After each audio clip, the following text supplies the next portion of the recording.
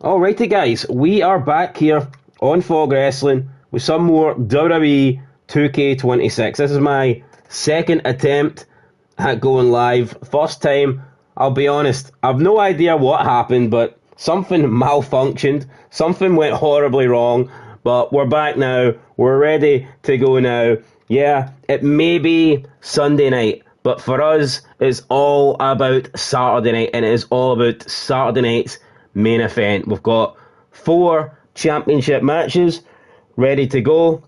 They should be pretty good. We've got a big tag team match as well, and we have a huge 8-man battle royal, which is essentially a last chance qualifier for the Royal Rumble. So 8 guys that have previously been beaten will have an opportunity to qualify for the Royal Rumble this Sunday. One of those people being the Beast, Brock Lesnar. So yeah, he's going to have a chance to qualify. And like I said, 4 title matches. Maybe we'll see new champions. I'm going to assume we'll see new champions. I'd be surprised if all 4 retained. And we've also got some speciality matches as well. Some gimmick matches. We've got a dumpster match in there. We've got a ladder match in there. We've got a few things in there. So the show, as far as I'm aware, it should be pretty good. I'm expecting this to be decent.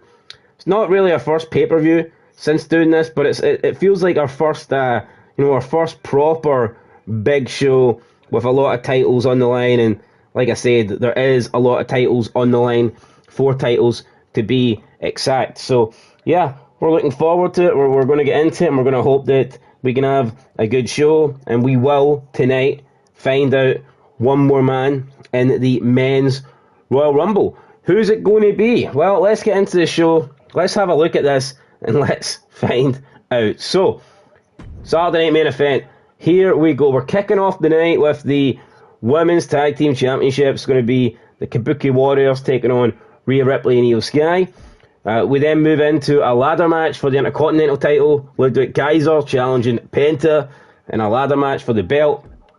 Then we have our huge match. Our third match of the night is the 8 Superstar Battle Royal. Winner of this qualifies for the Rumble. I mean, it really is that simple. There's not many spots left. One of these 8 can get it. We'll find out later on in the show who's that going to be. We've got an Iron Man match between Carmelo Hayes and Sami Zayn. We then have Julia versus Chelsea Green. A dumpster match. I didn't realise I put both US title matches back to back, but it is what it is. We'll just have to live with it. And then in the main event, we've got both champions, the World Champion and the WWE Champion, involved as CM Punk and LA Knight take on Gunther and Drew McIntyre. So I think the show looks good, guys. Let's get into it. Let's go. Let's do this. And in the opening match, it's going to be Io and Rhea Ripley, known as Rio, taking on Kairi Sane and Asuka, the Kabuki Warriors. And I'm going to try and do the Kabuki Warriors a favour. I'm going to go the Kabuki Warriors and see if I can get them a win. See if I can get the belts back around their Japanese waist. So let's see if we can do it. It's very rare you see a fat woman from Japan, by the way. I was going to reference like their skinny waist, but it just goes to show you like obesity and having no standards and like the body positivity movement and all that shit. It's definitely a woke Western world thing, because like I said, you look at these. I mean, I've never seen a fat Japanese woman ever. I've barely ever seen a fat Japanese man, to be fair. Maybe it's all that good protein in the rice, who knows. But anyway, can the Kabuki Warriors win tonight? Or will the title hopes be on to rice? We'll find out. Asuka, Kairi Sane making their way to the ring, looking to become tag team champions, I believe, for the 3rd time, maybe 2nd time. I'm pretty sure they've won them before, but no doubt they want to win them again. Why wouldn't you? Why the fuck wouldn't you? So let's see. Let's do this.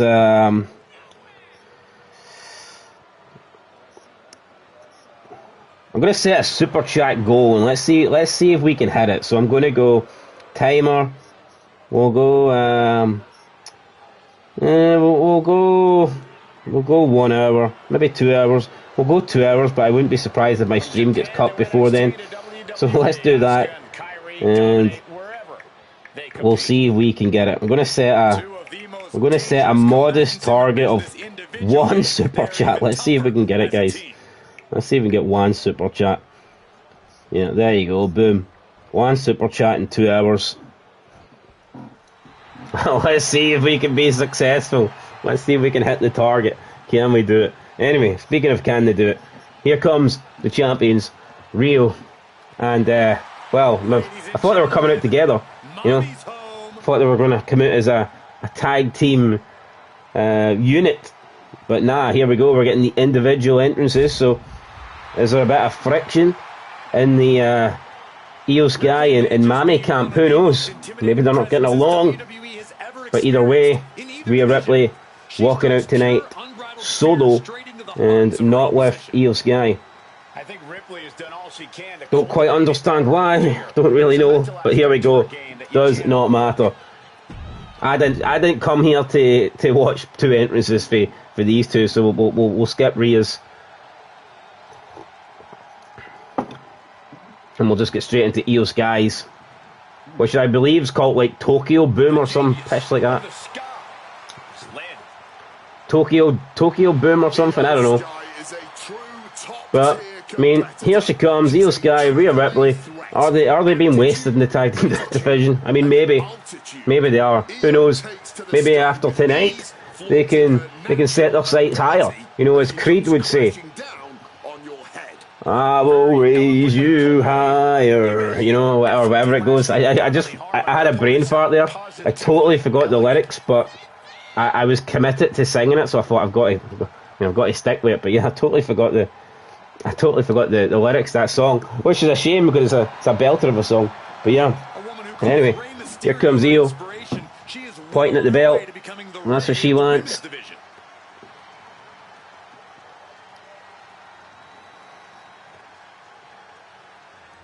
And she looked pretty serious there. You know, this is a serious night, Saturday night main event. If you can't get serious, if you can't get up for this, then what are you doing with your life? 4 title matches on the line, a Battle Royal qualifier for the Royal Rumble. We got it all tonight. I mean, you couldn't really ask for much more. But there's the champions, I mean the challengers, sorry, the Kabuki Warriors. They want to get that gold. Look at this, I mean, look at the gold. I mean, it doesn't really sit properly on their shoulders. You'd think with the graphics today they could make the belts look a bit more realistic. Maybe they could do a bit more, I don't know, authentic animations here. Look how stiff and robotic Io Sky and Rhea Ripley are just standing here as they give their belts back. Anyway, referee's got them in his little tuxedo. Don't even know which referee that is. I mean, WWE used to be so good back in the day that you knew the whole roster of referees. Now it's like just any random fucking jabron. But here we go. Oh, a nice spinning slap there from Kairi. And a spinning elbow and a double axe handle here. So Kairi straight away opening this match, trying to have some success, and Rhea's like, nah, not today. Rhea with the kick out. Countered that, lifts us up, and we could be in a bit of trouble here. Hard scoop slam. Hard scoop slam brings us down. Going for the Irish whip. Kairi counters it into the corner, and Rhea caught is coming in. Goes for an Irish whip of her own. Elbow. Going for the cross body. Rhea has us again caught. Comes down with a big backbreaker, and now here comes the genius of this guy. She's been tagged in. 3 of the women in this match are from Japan. Fuck knows where Rhea Ripley's from. Probably the devil. Not down under Australia. Probably from hell. Just look at her. Looks like some sort of fucking demon, that is for sure. Double suplex. And yeah, Kairi saying here, maybe should be looking for a tag out. Because this match hasn't started very well for her. Rhea Ripley going for the cover. And Kairi kicks out. There we go, can we fight back? Can we get some momentum going here? No, we can't. Went for a crossbody, we got caught, and it's another Another backbreaker here. That knee straight into the ribs, and yeah, Kairi Sane at the moment really is taking a bit of a beating, and we need to get something going here. Stunner. Stone Cold Steve Austin style. Oh, look at that, man. We were getting ready, but look at that. Rhea just saving herself. Crossbody off the top. Nice for Kairi Sane. And now she's going to tag in Io Sky. And we hit an elbow on Rhea, so there you go. We got some offense on Rhea, but Rhea tags out, so now we need to try and make a tag. Io just throws us over the top rope there. And, face first. Nice. Io trying to set up something big. Springboard. Went for the springboard moonsault. Did not connect. And that could be a game changer. We need to get all over that. And now we're going to try and toss her in the ring. And let's see if we get Asuka involved. A nice elbow. Elbow straight into the back. Love the genius of this guy going for the Irish whip. It's countered into the corner we go. And we caught it again, coming in with an elbow. So let's see if we can make the tag to Asuka. And we can. We get the fresh woman in for the first time in this match. Let's see if we go some double team action. Nice back body drop. Right, okay. Good stuff there. Booker T's losing his mind. Booker T's loving life on the commentary desk. Another big neck breaker there from Asuka. Going to the cover, pushes the forearm into the face, but only gets a count of, I don't even think it was one, was it? No, I don't even think it was one. So, a lot more damage needing to be done by the looks of things. Io's getting ready, fighting out of this. Elbows, Asuka hits a running insecurity. Massive insecurity there. And let's see if we can, wow, Io trying to get involved. Kairi was there, and what? Shoulder breaker from Io Sky. Can she make a tag? Can she bring in her tag team partner? Doesn't look like it. No. Hip toss from Asuka, and we continue to try and isolate Io in this match, but you know, she's fighting back with some big uppercuts, and we could see the tag coming in, but no. Elbow, nice. And we just get pushed back into the corner. And again, another elbow. Nice shots here from Asuka. And again, stomping down Io Sky. Here we go to the top rope. And it looks like Rhea could be coming in. Shit.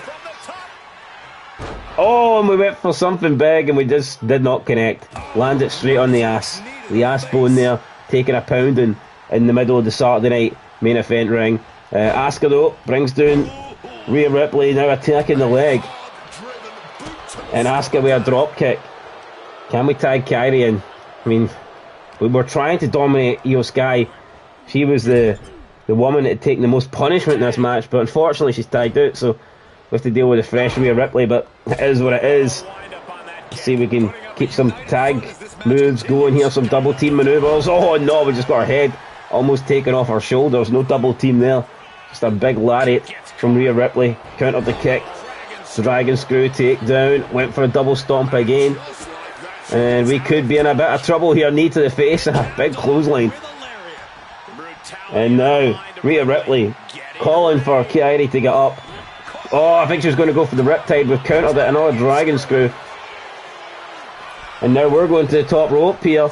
And we could be able to put Rhea Ripley away with the insane elbow. And what a strike that was off the top rope. And Io rightfully comes in to make the save, because I think their titles could have been gone. And we just take Io out there. Let's see, can we hit Rhea Ripley something big? Hit another big manoeuvre. A splash. No shite there. She got the knees up. And now Rhea with a big clothesline. And the momentum is beginning to shift. You can feel. We had it won almost. It felt like that. And now Rhea. We countered that though. Good stuff. And Kairi Sane here could be going for an Alabama slam. A Tokyo slam. Now we're going to tag in Asuka. And Asuka's heading to the top rope, but Rhea Ripley's going to be there to prevent that. Or maybe not. She's still a bit stunned. Cross body for Asuka. And now can we once again head to the top. We've got Rhea Ripley down. Right for the frog splash, and we just don't land it. Rhea Ripley with the counter. Shit. Rhea Ripley now is trying to take advantage of that, going for a back suplex, and she... Oh, no, she doesn't. Just face plants this at first into the ground. And now this could be a submission. Or maybe not, no, just a surfboard type manoeuvre. Going for the cover here, what the fuck is this? And Asuka powers out like it was nothing. Rhea Ripley, Irish whip into the corner. Core coming in. Asuka, I don't know what that was. We're trying to go for a springboard, but we got caught. We've seen us coming into the corner. Rhea Ripley, Irish whip, tag made. Tucks underneath. Io Sky with the drop kick. And Asuka now going to try and roll her way out to safety. Try and buy herself a bit of time. Try and save the match. And here comes Io Sky. And oh, a big elbow. Wow, holy shit. Elbow to the face. Could have knocked out about 20 teeth there. Have to fly Io back over to Japan, I think, for some dental. That was a massive elbow, but she's going to do some flying herself. Oh no, she missed. She went for the springboard. Did not connect. And Asuka here with some big strikes. What a shot that was. And now Asuka, what's she going for? The crossface almost. Chris Benoit style, but Io Sky's like, not today. Avoids it, rolls it the way. Gets to the ropes, tries to get a rope break going. And now she's got his back in the corner. I mean, what is this? Tajiri tarantula style. Paying homage here to the former cruiserweight champion, who in my opinion might be the best wrestler to ever come out of Japan, for sure. Bring me back. I love me some Tajiri. Cannot go wrong with the Japanese buzzsaw. And now we're in the corner. We caught her coming in with an elbow, looking for some more strikes. And that's a big shot to the back there. And now Asuka, went for the crossbody, we missed. Fuck it, we'll just go for the pin. We're just going to crawl over and go for the pin. Is it going to be enough? No, it's not. Io Sky kicks out. Rhea Ripley's waiting there patiently. Is Io going to try and make a tag? Oh, we've tried to get Rhea off the apron and she caught us coming in with the knee. We've been busted open. And that could change things. Asuka now bleeding through the head. Io's going to the other corner, ready to set something up here. Hits a running elbow. And then the double knees. And Asuka's in big trouble here. And that could be all over. Io Sky launches herself onto the top of the turnbuckle, looking for the moonsault, connects with the moonsault. And Asuka, I don't know, is going to kick it. Well, we did. Holy shit, we actually kicked it. Loaded Sora, it's always a good time here at Fogret. Well, I hope so. I'm trying to bring good times to people. Why not? Nobody wants a shit time, you know. We all want good times, so we got to try our best in life. And speaking of trying our best, Asuka needs to try a little bit harder. Getting absolutely dominated here, and this match could be about to end unless something changes. And again, we're getting the Tajiri tarantula here that Io Sky is just completely stole from him. And Asuka now needs to crawl over, needs to make a tag, needs to get out the ring. Oh, we've countered the drop kick. Oh, nice shot there for Asuka. Now we're going to go for the flying knee, the hip attack. And will that do it on Io Sky? Rhea Ripley thinks so. She's panicking. She comes in at 2 to break things up. Asuka now going to the top rope. I forget what's the finisher anyway.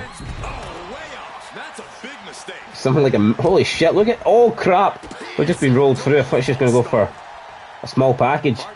Look at Asuka's back. Look how battered and bruised it is. That's insane. And there you go, nice. Make the hot tag. In comes Kairi Sane, goes for a crossbody. Hooks a leg. Maybe trying to... The Asuka... Yeah, but what is the Asuka lock? Is the Asuka lock just the Benoit crossface almost? I mean, what exactly is it? Is it like the chicken wing? Is it like the chicken wing stretch or whatever? The Bob Backlund special. Let's see if we can nail it. Although we don't have Asuka right now, we've got Kairi Sane.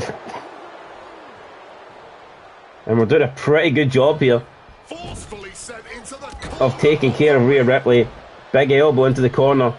Oh no, shit, we went for the double drop kick. Tried to give Rhea a double dose of feet to the face, and we just completely missed, and now Rhea's got the momentum. And now we've got Io Sky and Kairi is in trouble. Io looking for some sort of a double underhook brainbuster, maybe. No, into a backbreaker. Chris Jericho, eat your heart out right there. And yeah, we're in a bit of trouble as Io Sky is maybe looking to put this one away, but we caught. Oh fucking hell, another drop kick. Another drop kick there. To the outside we go. And Io, the moonsault off the top rope there. What the hell? Springboard moonsault. Kairi's down. Kairi's hurt. Io Sky's in control. Looks like we could see the champions retain here after all. Or can we do something? No, we can't. Headlock takedown. What have we got? Move theft. What's the move theft we're going to do? Is that Io's? That's not Io's move. What the fuck's that? But anyway, we're at a count of 7 here.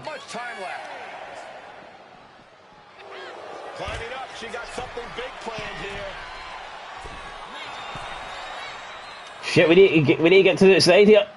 Oh, I mean, you talk about saving the match. You talk about we just about got out there. And I don't know why Rhea's getting involved, apart from the fact we brought her into the match, but fuck it. This is a great chance now to put this away. This is a great opportunity here for us to... Oh, I went for the drop kick and this didn't even work. Didn't even work. Went for a spinning back, elbow. Io counters that as well. Oh, possum pin. We're trying to hit the insane elbow, but we've got the possum pin and Io kicks it again. And again we take Rhea down. Cross body for Kairi saying Io just flips up like it didn't even have any effect on her. Uppercut frost Io now. Big strikes. Irish whip off the ropes and just go for the Snme up takedown. And I think we've lost our opportunity. We're going to try and get the pin maybe while Rhea was down, but that's not going to happen anymore. Oh, and a spinning elbow, wow. I could have knocked her out. I think we've busted Io Sky open as well. And it could be the elbow time. We nail it off the top. Insane elbow off the top rope after that. Oh, and again Rhea. Asuka needs to get in here. Asuka needs to do something. What the fuck's this all about? Let's tag her in. Let's see what... Nice. Here we go. Let's see what Asuka can set up. Asuka, yeah, going for that chicken wing manoeuvre. The Asuka lock. And can we make Io Sky tap out? We're trying, but I don't think we've got it in us. Don't think we have the energy yet. And look at that, Io's going to fight her way out. Another massive elbow. I mean, I think everyone's busted open at this point. Blood everywhere.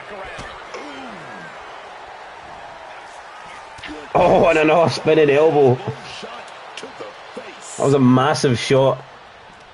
Right. Go for. Oh, we're trying to tag in Kairi. Go for a double team maneuver there, but Io Sky again not allowing us to. That could be another tarantula here. The tarantula cinched in. This could be bad. We're going to get Kairi back in. What the hell? And look at that. Referee didn't see it, and then the ass to the face there. Could that do it? Some double team action. Oh, and we won it there with Kairi Sane coming in with the sneak attack. And that allowed Asuka to take advantage. New champions. Kabuki Warriors are the new WWE champions. Io Sky getting double teamed in the end. 2-on-1. Rhea Ripley standing on the apron, just watching it happen. I thought it was over at this point when she went for the moonsault. Could have been over many occasions. Lots of near falls, but yeah, in the end, double team from Kairi and Asuka gets the win. Big win.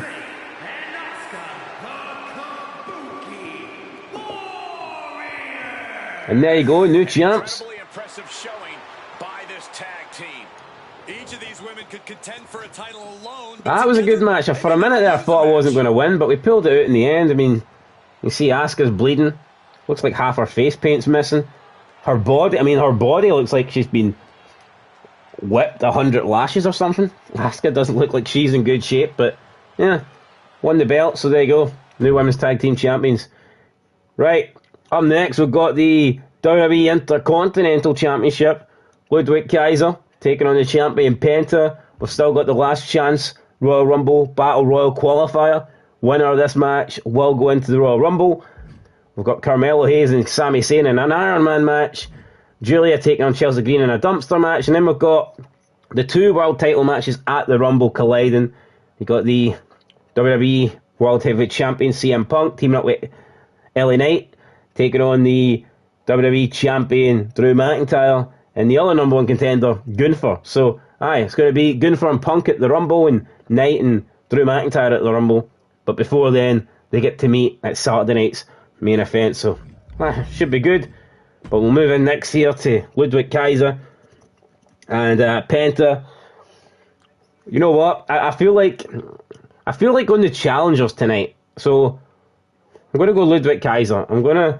I think we'll go all the challengers tonight and try and see if we can get a few title changes on the card. So we did pretty well in the opening match.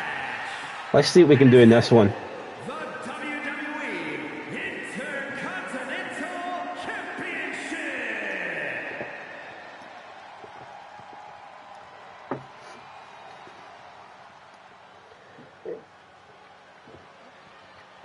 Here he is, won a fatal four-way match to get here tonight. Defeated, I believe it was Grayson Waller, Rey Mysterio, and possibly Kofi Kingston, I want to say, but I can't really remember. But yeah, earned his way to this match tonight with that fatal four-way win. And we'll see how he gets on. We'll see if he can become the new champ. This is actually Penta's second ladder match in 3 weeks. He defeated Rey Mysterio to actually win the belt.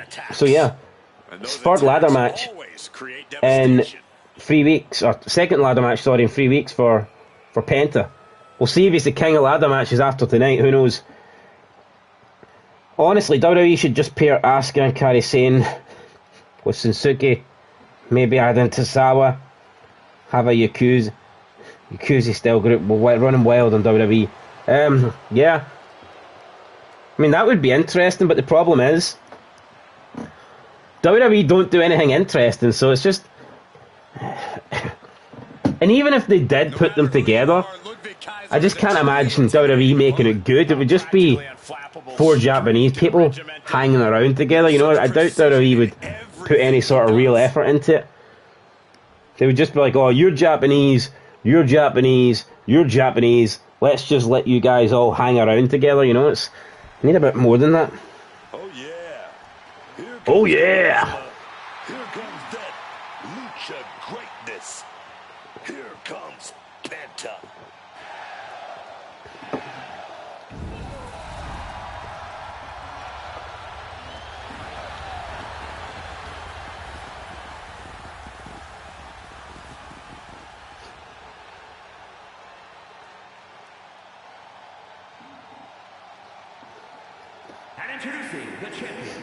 Anybody watching AEW Dynasty tonight? I believe Chris Jericho is making his return. I think it's Chris Jericho versus Ricochet. Like, that's a match we've seen. I mean, that's like a match we've seen about, probably 10 years ago in WWE. Now AEW's doing it when both guys are just 10 years older. Chris Jericho's near 60, for fuck's sake.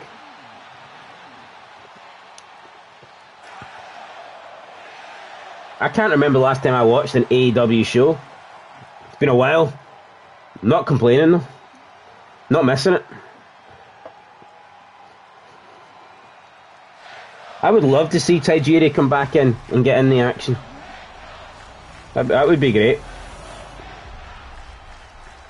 I mean, we see them. We seen them tease it on NXT with Tony D'Angelo and like his faction, the D'Angelo family, and they brought in Nunzio and Tony Mamaluke for a couple of weeks, and then you had like the original FBI, and you had them kind of, you know, feuding a little bit with Tony D'Angelo. I would have liked to have seen that just last longer and have Nunzio maybe be the second in command guy to Tony D, but nah, they decided to drop the ball on that pretty much straight away. But here we go, Kaiser trying to start off strong.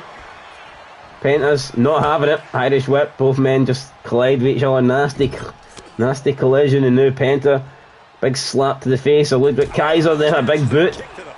Drops him down, goes for the hesitation drop kick there, and Kaiser is taking a bit of a beating in the early goings of this ladder match, and Penta wasting no time. Penta's going for the ladder already, and look at Kaiser, oh, big uppercut there for Kaiser, and now he's got the ladder, and Penta's like, not today, I brought that ladder in, I'm the one fucking using it, not you. Oh, we just caught an elbow against the ropes, another elbow, man. Both guys just firing elbow shots at each other.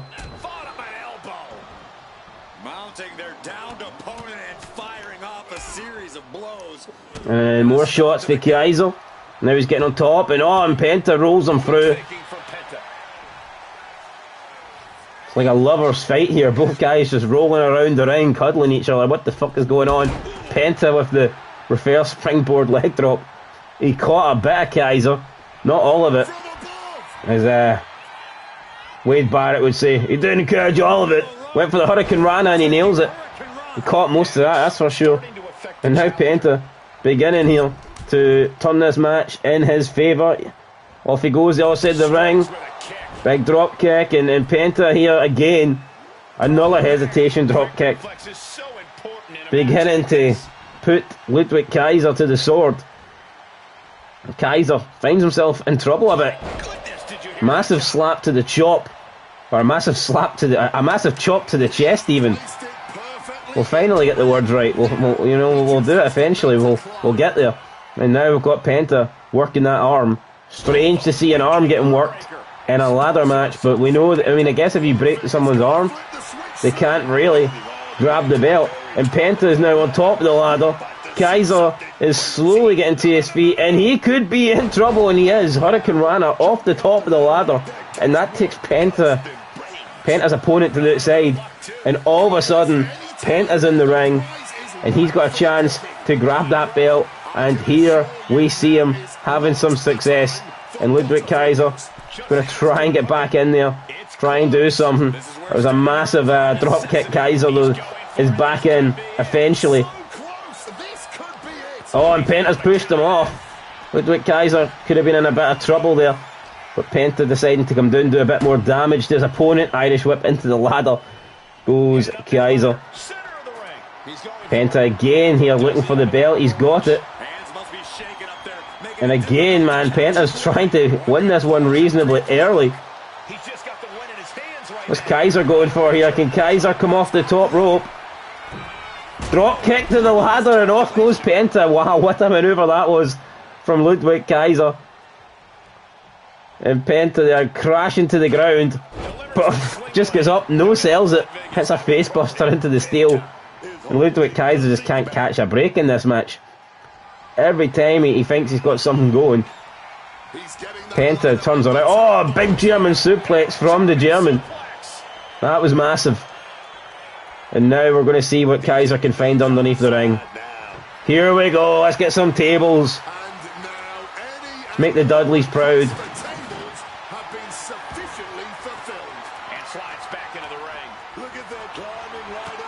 Penta again trying to get that.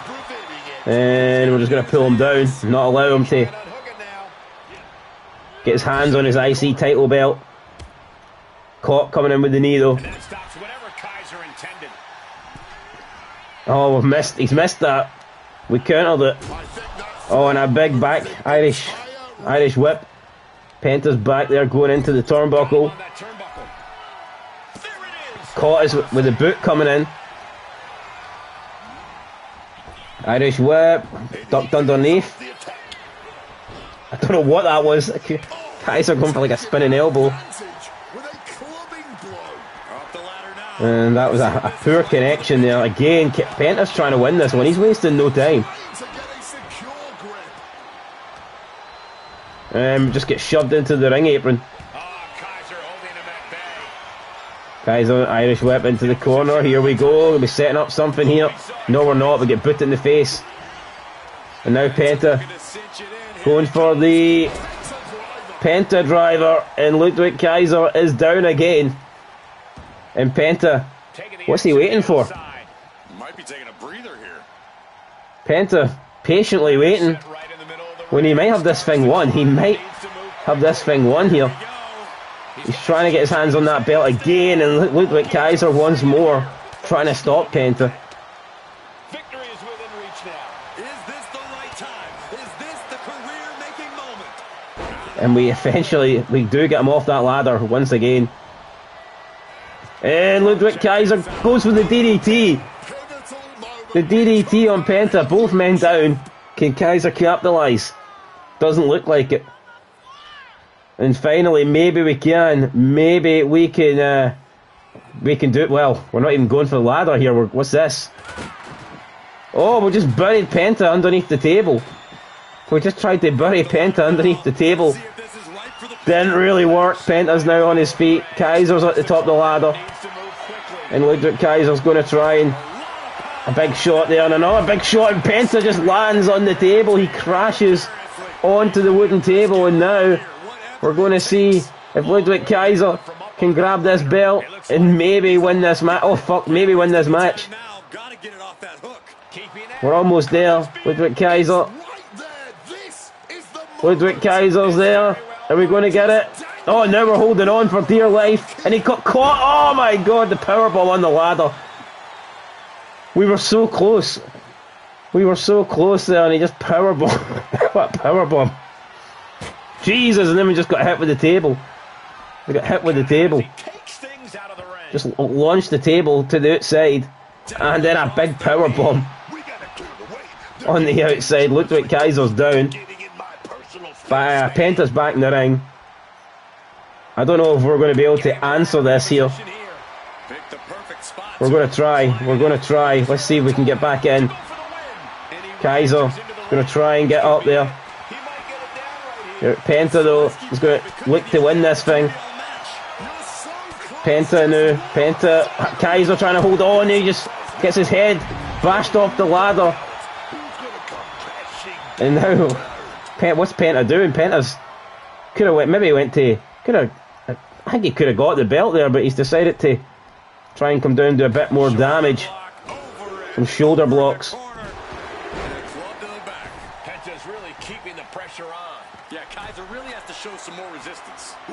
Kaiser got it going here. Another shot there for Kaiser. Come on, more shots. Kaiser now heading to the top rope. Don't really see him there often. Went for a splash. Penta got the knees up. Penta went for a whisper in the wind almost type manoeuvre. And Kaiser managed to avoid it. Russian leg sweep for Penta. And now he's calling for the crowd. He wants them getting involved. He wants them involved, and he's going to maybe try and win it here. I don't know where he's going. Could be a springboard of some sorts. He missed it though. Massive miss there. That could come back to cost him. Again, Penta with it. And Penta again now looking to try and win this match. Can he grab the belt? He's got it. Ludwig Kaiser's in a bit of trouble. But we're trying to get ourselves back in this. Ludwig Kaiser. Oh, the drop kick to the ladder. The drop kick to the ladder. Oh, we tried to hit Penta with it, but Penta not having it. And a big uppercut.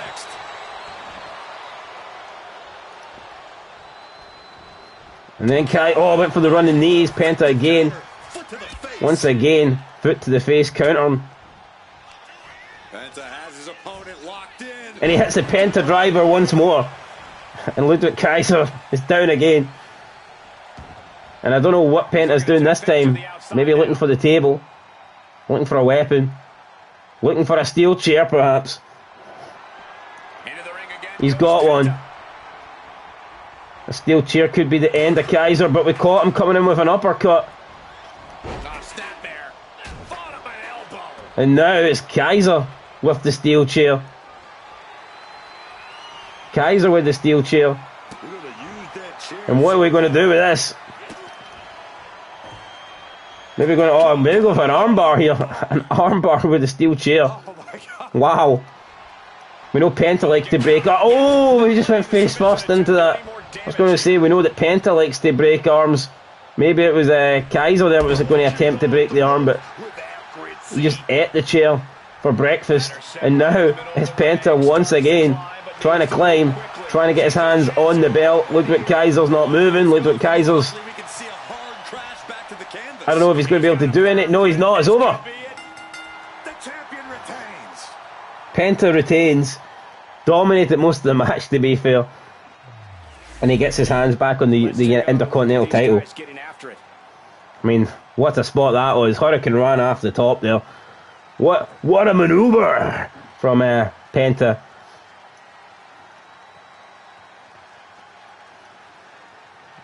Hit the Penta driver on numerous occasions. He got the belt. He holds it. It's his. And he remains the IC champ.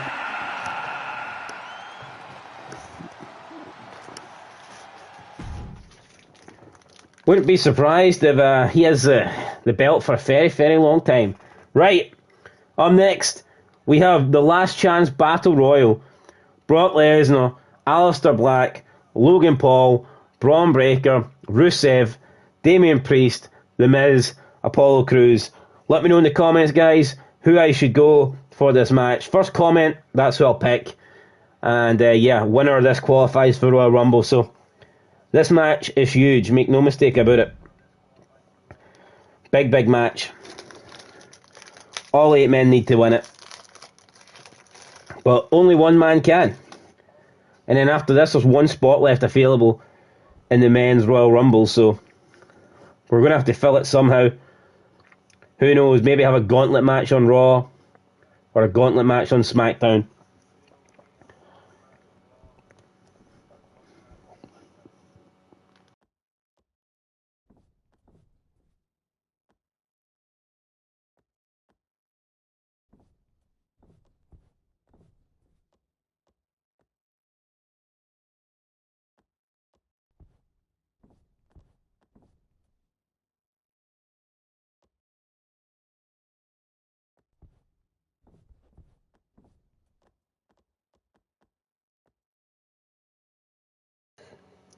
Right, well, there's no comments, so I'm just going to go Brock Lesnar. Fuck it. We'll try and qualify Brock Lesnar. If we can't get the job done, then we can't get the job done. I would rather Brock Lesnar was in the Royal Rumble, because, I mean, why wouldn't you, you know? He's the best Brock Lesnar. We want the Royal Rumble to have all the best guys in it. So hopefully this man does make it. Hopefully he does qualify. But it's not going to be easy. He's going to have to overcome 7 other different men. And has Brock Lesnar got that in him? Don't know. But it is an 8-man battle royal. And we're going to see. We're going to see what happens here.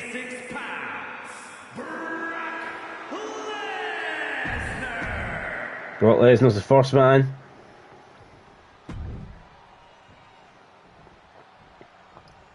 Who have we got next?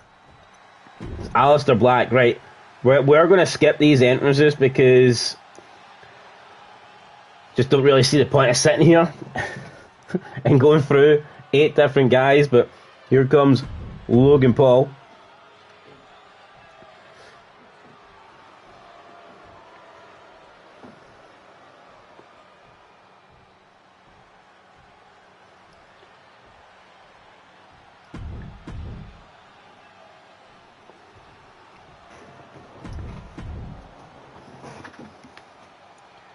There's Rusev in the ring. Looks like he's taking a shit. Rusev just sitting there in the squatting position. Interesting. Here he is. Here comes Damian Priest. Big jobber Priest.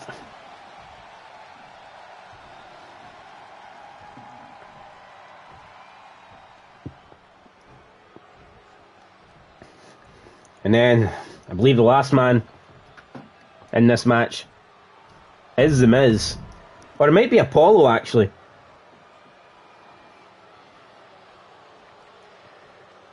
Could be Apollo. It is Apollo, there you go. How could I forget about Apollo Crews, eh? Apollo Crews, just randomly forgetting about him. Apollo is here and he Imagine if this guy wins. Could you imagine if Apollo Crews is the last man to make it into the Rumble? But here we go. Battle Royal. 8 man. 7 must be eliminated. The winner qualifies for the Rumble, so we're going to find out. It's essentially a mini Royal Rumble, isn't it? It's like an 8-man Royal Rumble here. And like I said, the winner will qualify. Rusev came out the blocks, attacking us, trying to make a name for himself. But, I mean, if I was Rusev, I would stay away from Brock Lesnar. But we've got Aleister Black's out already. Aleister Black's gone. Aleister Black will not be in the Royal Rumble. He's lost his match. He's lost the qualifier. That was his last chance. That was Aleister Black's last chance to qualify for the Rumble, and he's not going to be in it. Eliminated very early, may I add. What the hell? We've got 2 Vision members in here. I wonder if they'll work together as Brock just hits a massive German there on Rusev. And then a big clothesline. Brock Lesnar here beginning to beat down Rusev like Rusev owes him money. And then he sets the tensions on Damian Priest. And Rusev then thrown around Brock for a bit. Now it's Brock against Apollo Crews. Apollo Crews with a big forearm. And Brock's now we hit him with some big strikes. Oh, and Apollo Crews has just eliminated Brock Lesnar. What the hell? Brock went for the running clothesline, and Apollo Crews has eliminated Lesnar. What is going on here? Mental. Brock Lesnar. Brock Lesnar's leaving. And wow. Brock Lesnar's gone. Brock Lesnar's out. Brock Lesnar will not be in the 2026 Royal Rumble. Mental. Look at that. As we watch Brock Lesnar leave. And there he goes, he's away. Now we need to get back to the ring, I think. Yeah, let's see if we can. So, who is favourite then to win this match? Damian Priest just gets put right in there to the We've got a big German suplex for Apollo, he's holding on. He could be going for the multiple German suplexes. Signs of Chris Benoit there. We have Damian Priest hanging on. Damian Priest trying to stay in this match. Rusev now over the top rope. Rusev's been drop kicked to the floor. And Apollo Crews is now eliminated.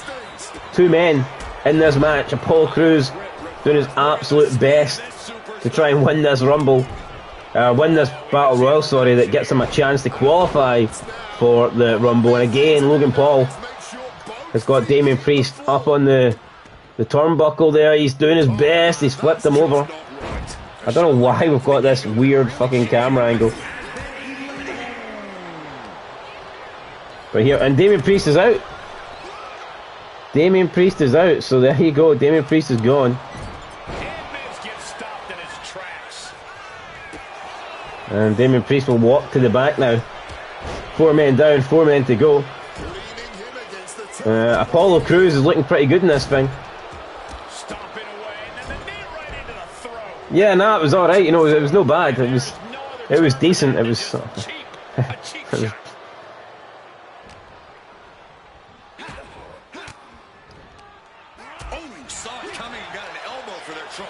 I mean, these camera angles are fucking mental. Where are we going? We're trying to see the action. We're just halfway at the arena, and we just missed an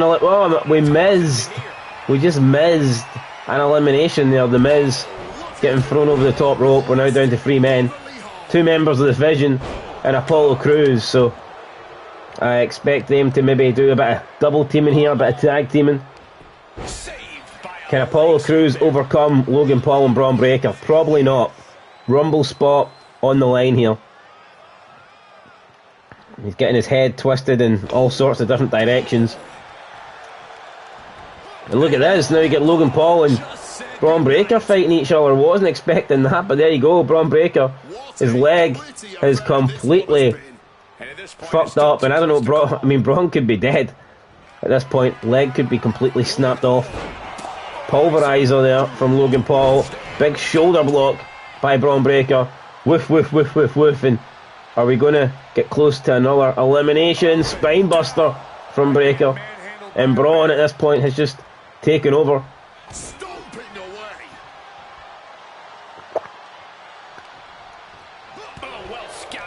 Apollo Crews is back on his feet. Oh, and a spear for Breaker. Again, Apollo Crews just not able to deal with the multi. I mean, it looks like, wow, I mean, I think there's a bit of miscommunication here from the Division. Looks like Braun Breaker was trying to throw Apollo over the top rope there, and Logan saved Apollo inadvertently, but still. Now Logan Paul has got Apollo on the ropes. He's got him up. Is he going to get him over? Logan Paul is close. Logan Paul has got Apollo. He's hanging on. Apollo's trying to stay in this thing. Can he do it? He can. Wow, holy shit. Apollo Crews is desperate to stay in this match. And look at that, now, Breaker now attacking Paul from behind. When Apollo Crews was in a really vulnerable position. And another spear for Breaker on Apollo. Who's gonna win? Who the fuck's gonna win this thing? Braun again now got Apollo over the top, looking to put him away.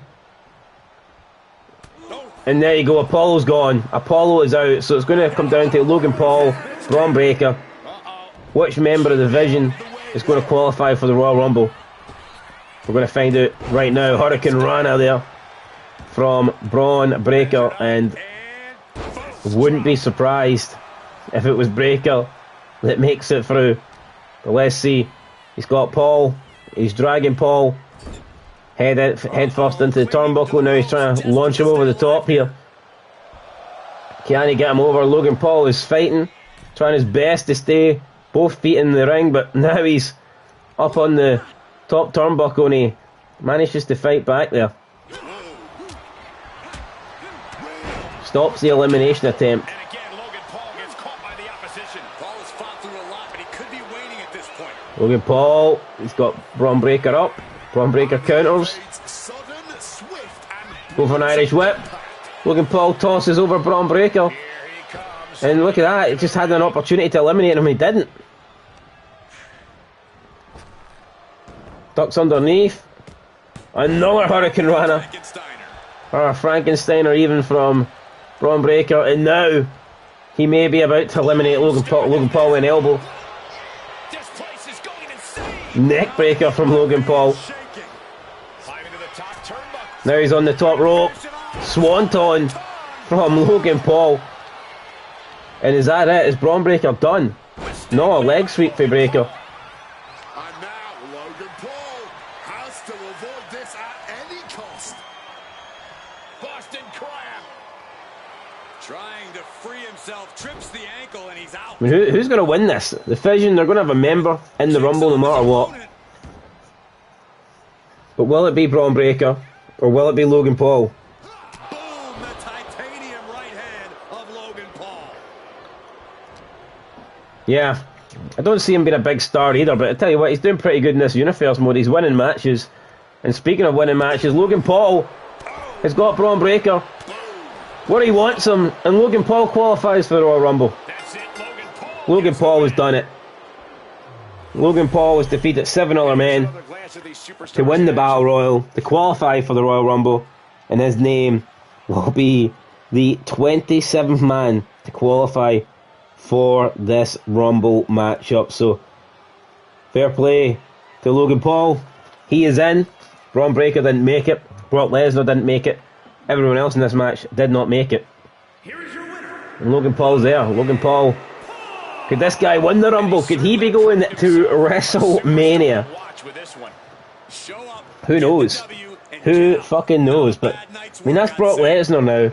Lost 2 matches in a row. What has happened to Brock Lesnar?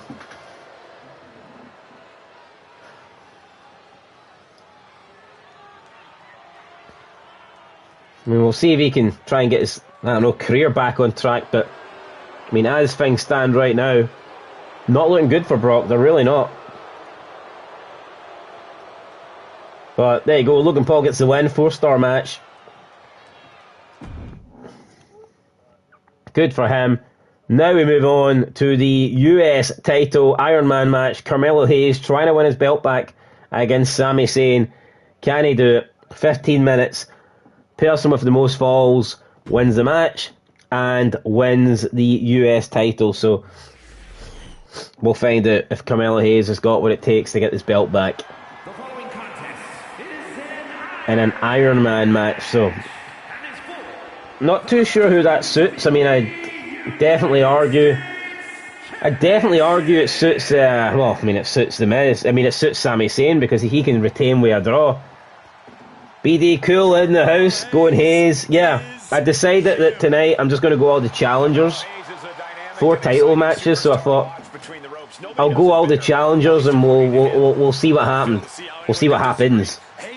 So yeah, we're 1-1. I won the first match and I lost the second, so 1-1 so far. We'll see what we can do with Carmelo Hayes. Can we get him his belt back? We're going to try. We're going to try. But Sami Zayn does have the advantage.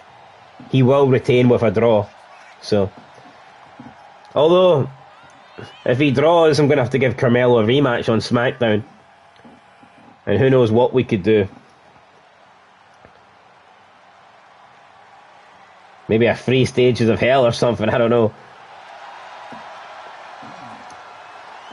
Wait, I didn't know the FBI made it to NXT. Yeah, it was so much yeah, they did. They brought back the FBI for like a couple of weeks. And they had Tony Malik and Nunzio, and they were like involved with segments with the FBI, and then they had Nunzio versus Tony D'Angelo for the leader of the family. So they actually had a match for leadership of the family, which obviously Tony D'Angelo won, proving that he's like the top man, and then that was it. Nunzio just disappeared. But it would have been so much better if they just kept Nunzio around and they had him as like the advisor role. You know, the second in command, I think, to Tony D. I mean, that could have been good. I like the family gimmick. I like the Soprano style segments. But it's modern wrestling. People hate that shit. They don't like characters, they don't like gimmicks, they don't like anything that isn't 2 guys in tights in a ring pretending to fight. So if you have somebody like Tony D, who's pretty much trying to rip off the Tony Soprano character, then people don't like that because they want bums like Sami Zayn that are just going to wrestle and not have anything interesting about them. So, you know, it sucks. But yeah, they wasted the FBI, brought them back and did nothing with the family. But here we go. Sami Zayn, Carmelo Hayes, US title on the line. I mean, these intros are very tiring. Do we need this every single match? It's like just so fucking slow paced. Really, I mean, it's like so fucking slow paced. They try and make the games as slow and boring as real life. And here we go, 15 minutes in.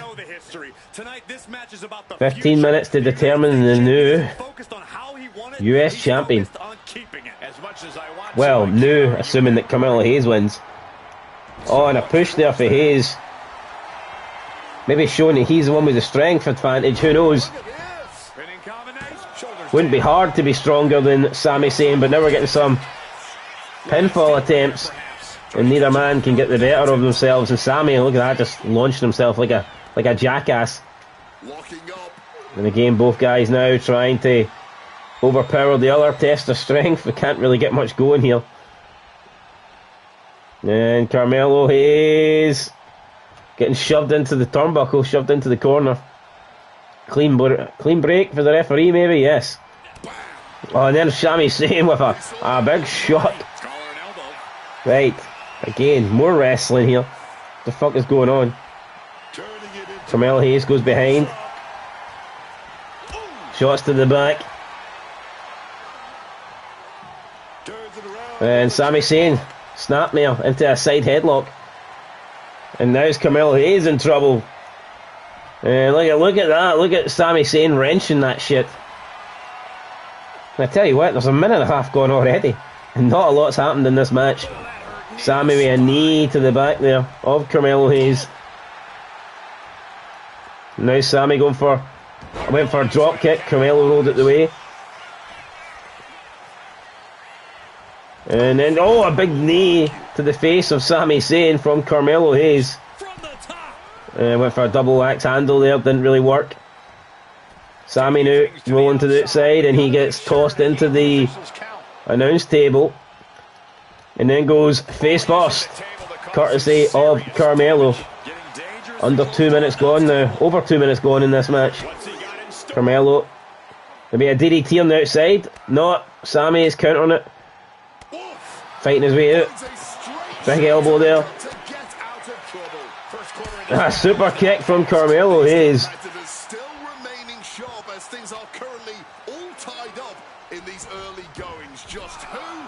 Now we've got Carmelo heading to the top here. Looking for a big offensive manoeuvre. And it's a crossbody. He will hook the leg. Will that be enough?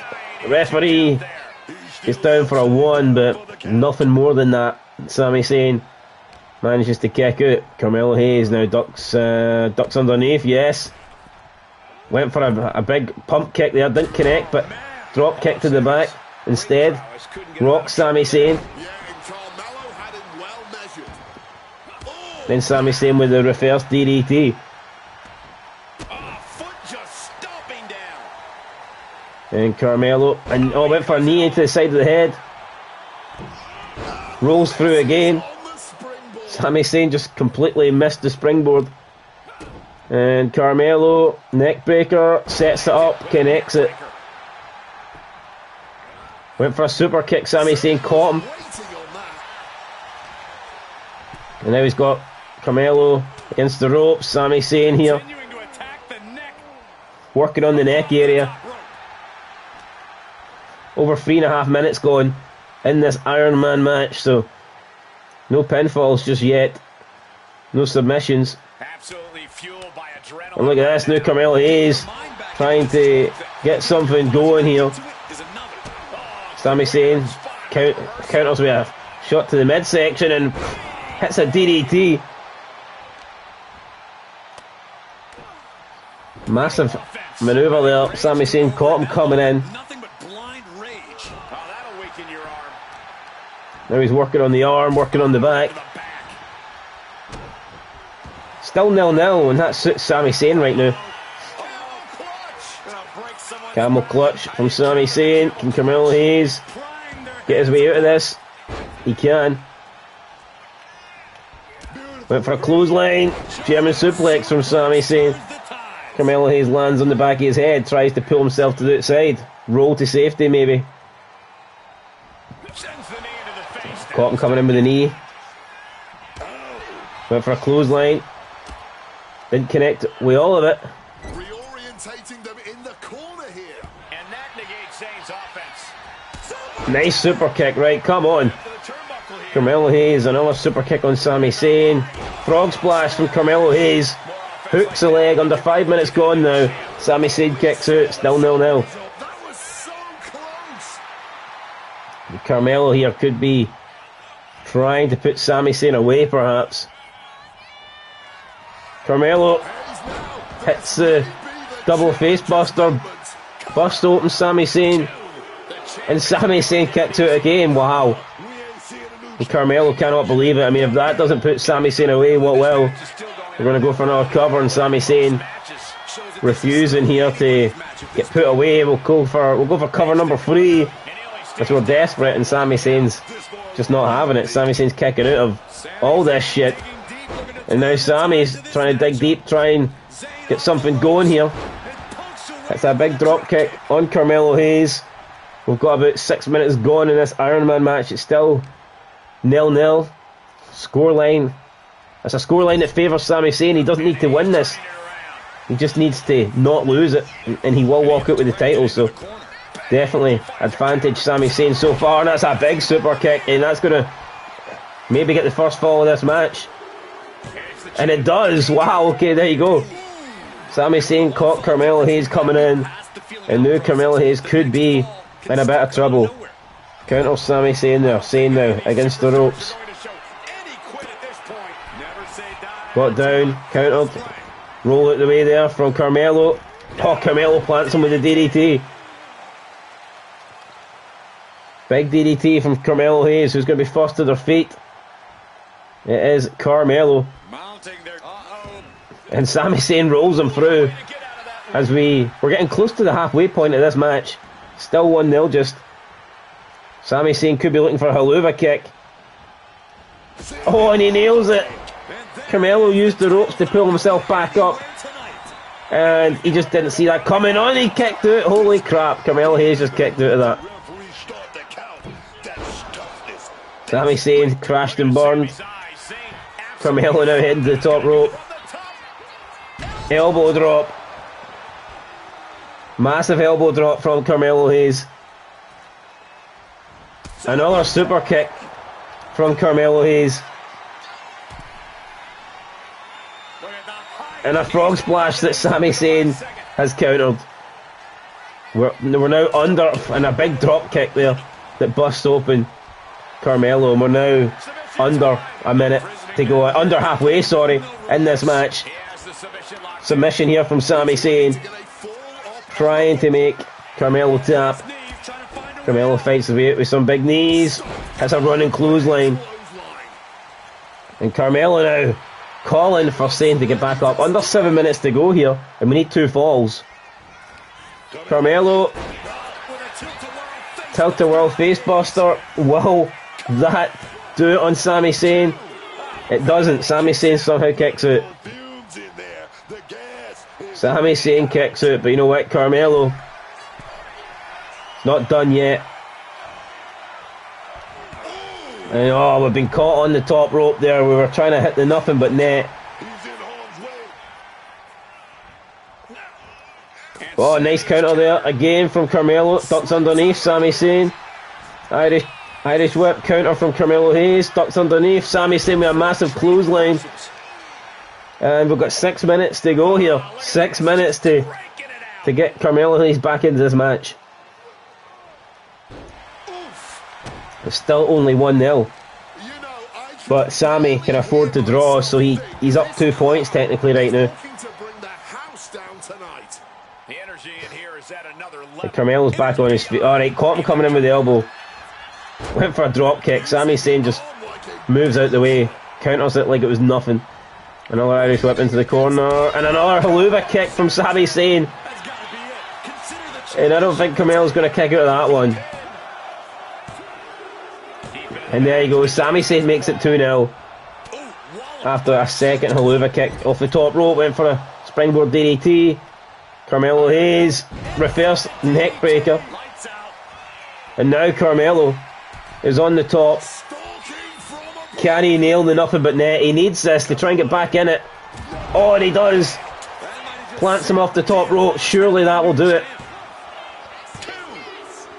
Oh my god, Sami Zayn's kicked out again. Sami Zayn, 2-0 up. 5 minutes to go. And Sami Zayn is somehow still kicking out of manoeuvres here and staying ahead in this Iron Man match. I just don't know how Sami Zayn's doing it, but he is. He's somehow staying alive in this thing. And here we go, both guys now getting into a fist fight, but I mean, we really don't have the time to be doing this. And Sami Zayn's getting the better of it, but yeah, we need to do more than this. We need to. We can't even. We're getting our ass whooped. And Sami Zayn with a big super kick on his.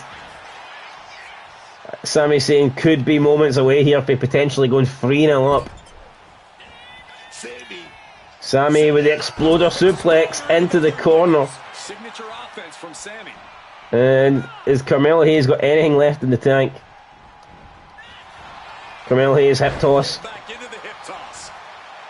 Trying to buy himself a bit of time. Sami Zayn with the leg sweep.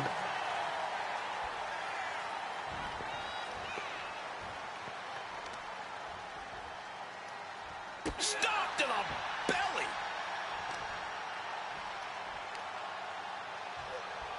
I think we're beat, man. With about 4 minutes. With about 4 minutes to try and get 3 pinfalls. And Sami Zayn is in control of this thing here. Goes behind the dragon suplex.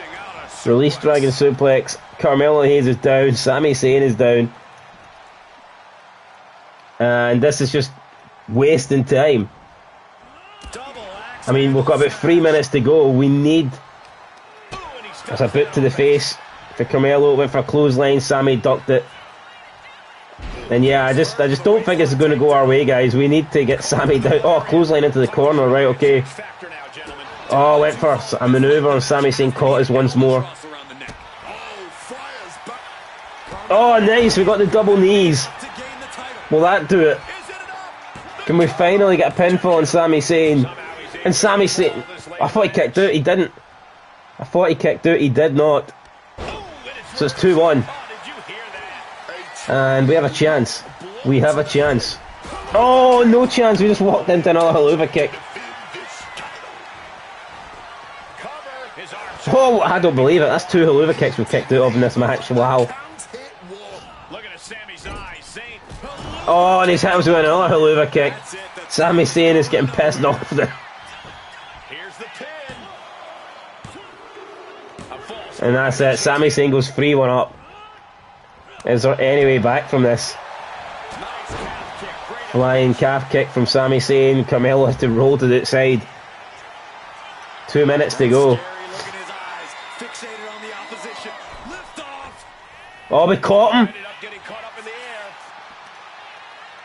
And a big slam on the outside. Can we get Sami Zayn in the ring? No, we can't. He's countered. He's got us in the ring. Just about a minute 40 to go. Another super kick there for Carmelo Hayes.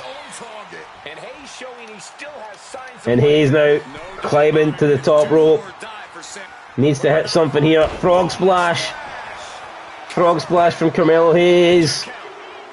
And we get it. It's 3-2. We've pulled it back. A minute to go here. A minute to go. Oh, and the blue thunderbomb in the middle of the ring. Wow, that could end it. I mean, that could end it. If that goes 4-2 then. Oh, we kicked out. We keep it alive. I mean, we keep the match alive somehow. Oh, we went... Oh, I don't know what that was we tried there, but we just didn't have any energy to pull it off. And it's another haluva kick. God damn it, man.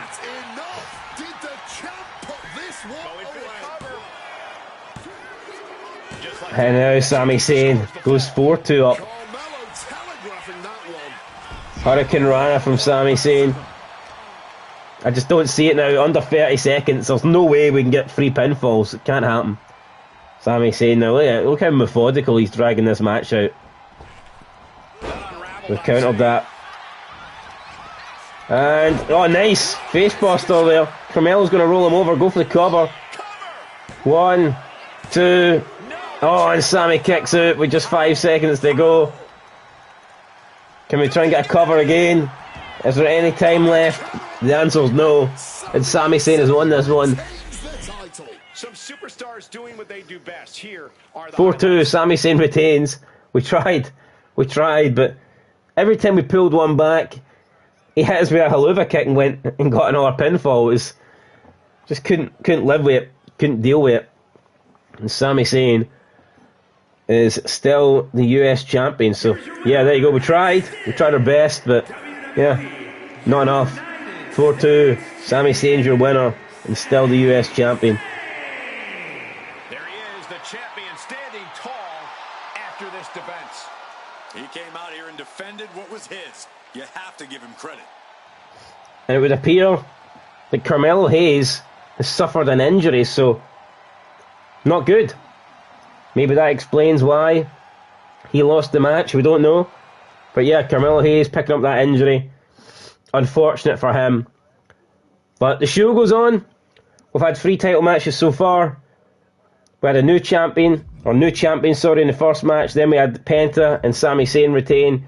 We're going to see if Chelsea Green can retain her title, or will Julia be the brand new United States Women's Championship in this dumpster match. So yeah, let's go for it. Chelsea Green, dumpster speciality. Damien Priest could have been a modern day Undertaker. I mean, Edge's original Judgment Day could have ended with Priest's transformation. Yeah, I wonder what would have happened. I wonder what the plan was with the original Judgment Day. We'll never know, because it ended so shortly, but after it started. But Edge's Judgment Day certainly felt different. I mean, it did have some sort of like I don't know, like underworld kind of satanic kind of feeling to it almost. Whereas after Edge left, they just became a group of guys and girls called the Judgment Day. There was nothing happening. The Judgment Day lost all momentum when Edge was kicked out 100%. She wants to be in the conversation about future legends in the WWE. And she's going to get there by any means necessary.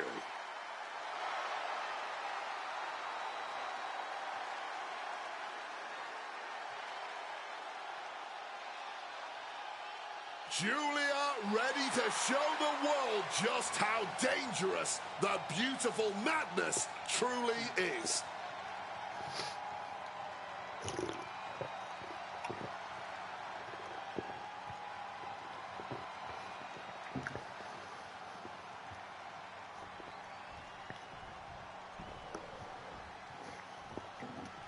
Now, I've never actually done a dumpster match. I'm going to assume that it's similar to like a casket match or something, an ambulance match. Stand up and salute I would have to imagine. reigning United States champion.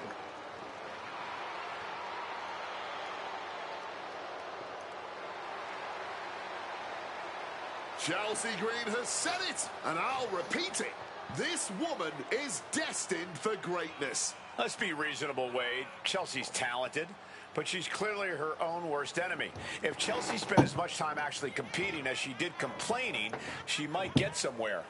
I disagree.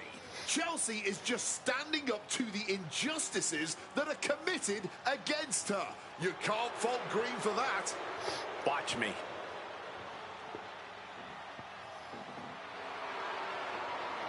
I do think it's mental how they just like alternate Corey Graves and Wade Barrett for each match. It's like, it doesn't make any fucking sense. I mean, look, you can see Wade Barrett. He's not commentating during this match. He's just sitting on the sidelines. I mean, who decided that was a good idea? Like, why the fuck did they have one match Wade Barrett sits in commentary, but then the next match he sits on the chair beside? Like, why did they decide that was a good idea? It's literally random. One match you get Wade Barrett commentating, the next match you get Corey Graves. But you always have Booker T and Michael Cole. And her opponent from Victoria, British Columbia, Canada, the WWE Women's United States. What is up, man? Trying not to go on any. I'm trying not to go on any rants tonight. Although I did see Victor Orborn concede at the election, and that pissed me off. Not a chance. Those were not a chance. That was a genuine election with zero fraud. But anyway, speaking of taking out the trash, here comes the dumpster. No pinfalls, no submissions, disqualifications or countouts. The only way to win is for a superstar to force their opponent inside the dumpster. After closing the dumpster lid shut, the remaining superstar will be declared the winner. So there you go. That is the dumpster rules.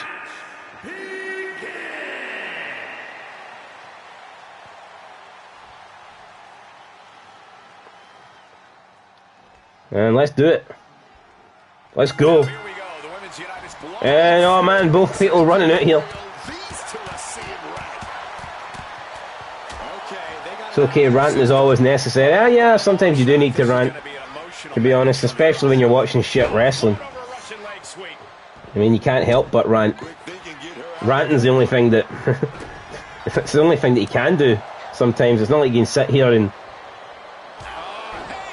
constructively praise wrestling, that's for sure. You should have Brock attack Apollo on Raw, Smack. Well, I mean, Apollo didn't win the match, so he's not in the Rumble either. So Apollo's not in the Rumble. So, yeah. But yeah, Brock Lesnar, I'm sure, is pissed. I'm sure he will want to be in the Rumble, but he's not in it. Brock Lesnar will not be in this year's Rumble. Neither will Chelsea Green, to be honest. But Julia is. Julia qualified, and now she wants to try and take a title into the Rumble with her. Double axe handle there to the back of Chelsea Green. Irish whip into the turnbuckle. Oh, and a big knee. Women's wrestling belongs in the dumpster, yeah. Get it? We just tossed her right onto top. I mean, that was like the Shawn Michaels back spot back in '97. And here, look at the dumpster. Look at that fucking trash. Look at that. That's where all the women belong. I really like how Julia looks Italian and Japanese. Her jeans make her unique. Yeah, you know, but that's actually like, that's good genes, you know. Combining Italian genes and Japanese genes, that's like, if all the mixed genes were like that, then I don't think we would be complaining as much. No one's going to complain of it. Julia's genes, no, I know the Italian-Japanese thing works. She wants to take this thing to the outside. Baseball bat. I know that'll. But the went for the baseball bat. We ducked it. And now we're going to go into rage mode. Driven down with an elevated flatliner. Green cannot and will not be stopped. It's the Indians. Fuck it. We don't want the Indians in Japan. Japan ready to bring in millions of Indians. Fuck that. I mean, who wants to see a Japanese Indian? You know what I mean? Come on. Closing the lid. Could it be over? This superstar able to avoid. I'd love to get in her jeans. And she's coming back to the That's a new match type they need to add for next year. The get in Julia's jeans match.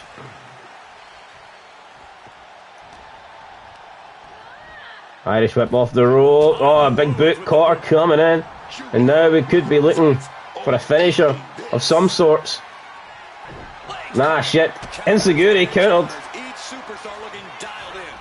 Drop kick. Getting deeper and deeper into this match. Really starting to feel the pressure here. What reflexes to stop Julia? Yeah, well, I mean, nobody really is a fan of those people, to be honest. Like I read the other day that Germany's going to be importing like 300,000 Indians every year to try and stop to try and prevent the aging workforce, and it's like, you know, prevent the economy crashing because of an aging workforce. It's like, what the fuck? I think that Germans would rather the economy crash than have Germany become like fucking India 2.0. I mean, nobody wants that at all. I mean, nobody. Placed against the turnbuckles. These two are finding an answer for everything.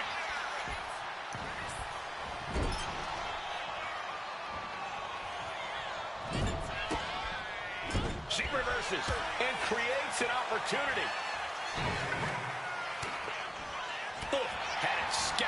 with a back elbow. Oh, double underhook. Oh, double underhook suplex onto the trash can. Wow. I know Chelsea Green now could be about to get chucked into this trash can. Or trash dumpster lid or whatever it is. Texas becoming India. Humiliation for the moment. Getting back into the ring now. Attacking. Yeah, it's like, let's just be honest, we just don't fucking want these people, we really don't.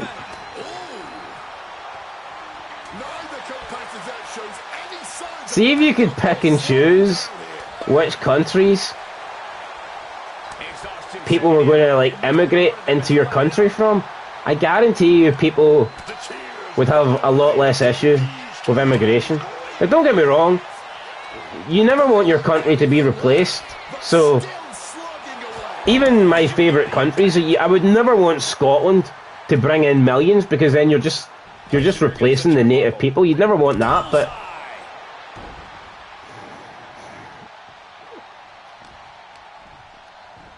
if the Scottish government says they were going to bring in 100,000 Japanese people tomorrow because the population's getting pretty low, then I'd be like, oh, fair enough. I like the Japanese people. Tend not to commit loads of crime and whatnot. They're hard-working people with morals and stuff, principles, integrity. But when they say, oh, we're bringing in 100,000 people from the fucking third world and they're savages, and I mean, you look at Japan across the board would have one of the highest IQs in the world, and then we're getting people from like fucking subhuman countries where the average population might be like 70 or something. I mean, you look at Africa, most of the population is very, very, as I try and not lose this match, by the way, but it's fucking very difficult. What the hell, man? That was tough. But yeah, fuck it. Yeah, no, definitely. Japanese would fit in. They would follow the laws. Now, don't get me wrong. I mean, you get bad people in every country. So let's say 100,000 Japanese people came into Scotland. Do I think that you're not going to get one or two wrong ones in there? I mean, you probably would, but all the good countries have their bad apples, but then you get these shithole countries and it's just like every apple's rotten. Every apple is fucking rotten to the core. And again, oh man, we're in the dumpster and I think this could do it. I don't think I've got another one in me, to be honest.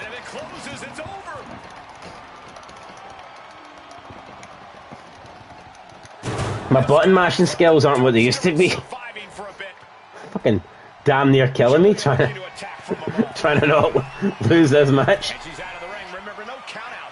Doesn't help that I've been feeling sick as hell for like... Oh, a flying forearm! Yeah, but yeah, I've been feeling sick as hell for like 3 weeks now. On the mend, but still don't feel 100%.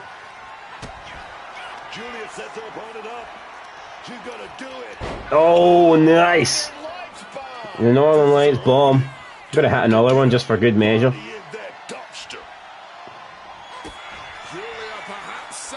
I mean, look at Chelsea Green's face. She's absolutely covered in blood. I think we do. I think the new champ is going to be Juliet. Oh no, Chelsea Green countered it and she threw us over after 2 finishers. Are you joking me? Are you joking me? Oh, and Chelsea just landed on the back of her head. Slides under the ropes, back into the ring. And we're back in. Ah, facebuster. Went for a clothesline, we didn't connect with that one either. And Chelsea Green with the unpretty hair, and that could do it now. We could be in trouble. Chelsea is going to win this match, I believe.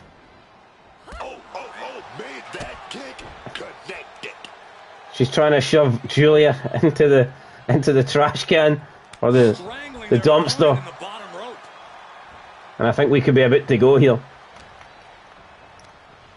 Another Irish whip, and that's it. Chucked into the dumpster. How disrespectful. Fighting with everything they Yeah, I think we're beat. I think we're beat. And Chelsea's got it done. She wins. Japanese people can survive 2 nukes and become the most advanced nation in country history, but will not survive in it. Yeah, well, nobody survives the immigration bioweapon. Nobody survives it. Oh, 100%. Chelsea Green's way better than Rhea Ripley.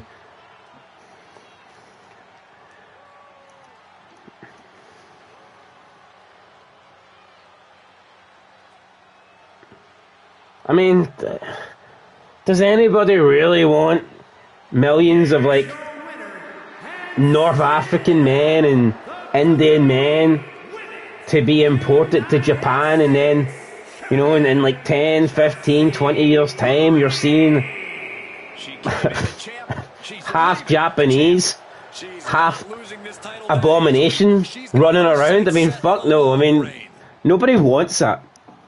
But anyway, Chelsea Green wins a bloody match, but yeah, nobody wants that. But unfortunately, we don't get the choice. You know, we just get the trash imported in.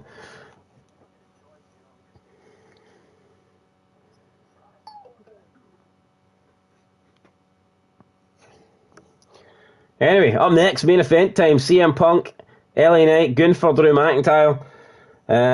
First person to comment, pick who you want me to go, and that is who I'll go. I like Julia, she's pretty attractive, she's a decent wrestler, I just wish they gave her subtitles all the time, because of the 2 backgrounds, she doesn't need to speak English. I mean, she doesn't, but at the end of the day, it's a product that is consumed by majority English listeners, or people that listen in English, so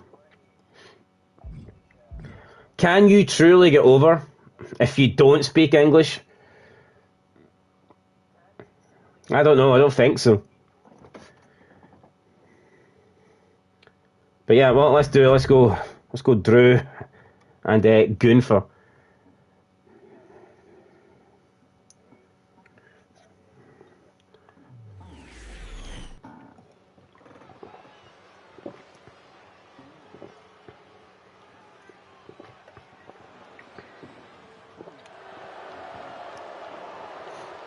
The ring general, Gunther. The following is a tag team match set for one fall. Introducing first, from Vienna, Austria, weighing in at 250 pounds, Gunther! Yeah, I mean, the Europeans pretty much built America, didn't they? I mean, the less European that America gets, the less good it gets, let's be honest.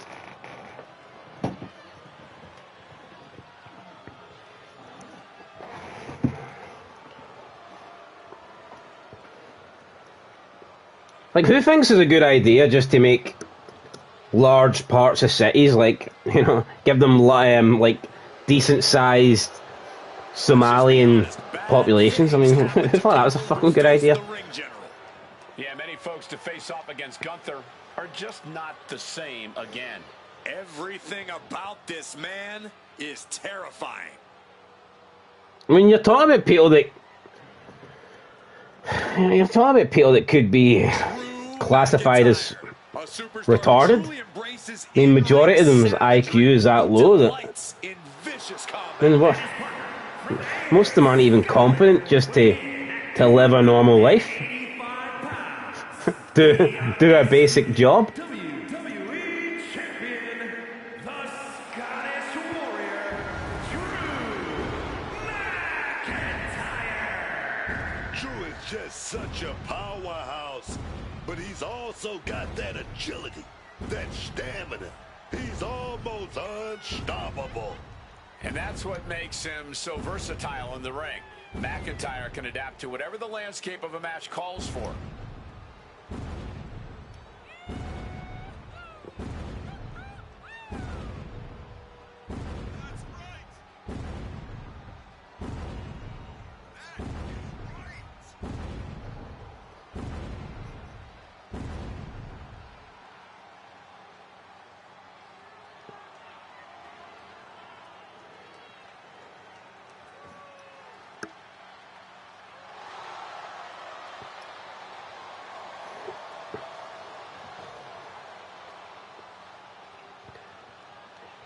has Somalia ever, as a country, have they ever done anything good? Have the Somalian people ever produced anything good?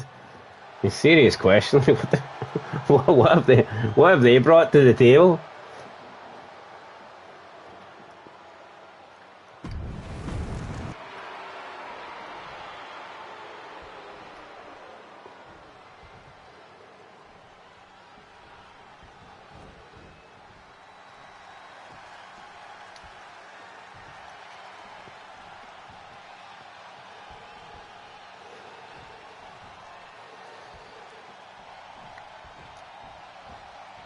Here comes the best in the world. Right, here it comes, CM Punk. Is here.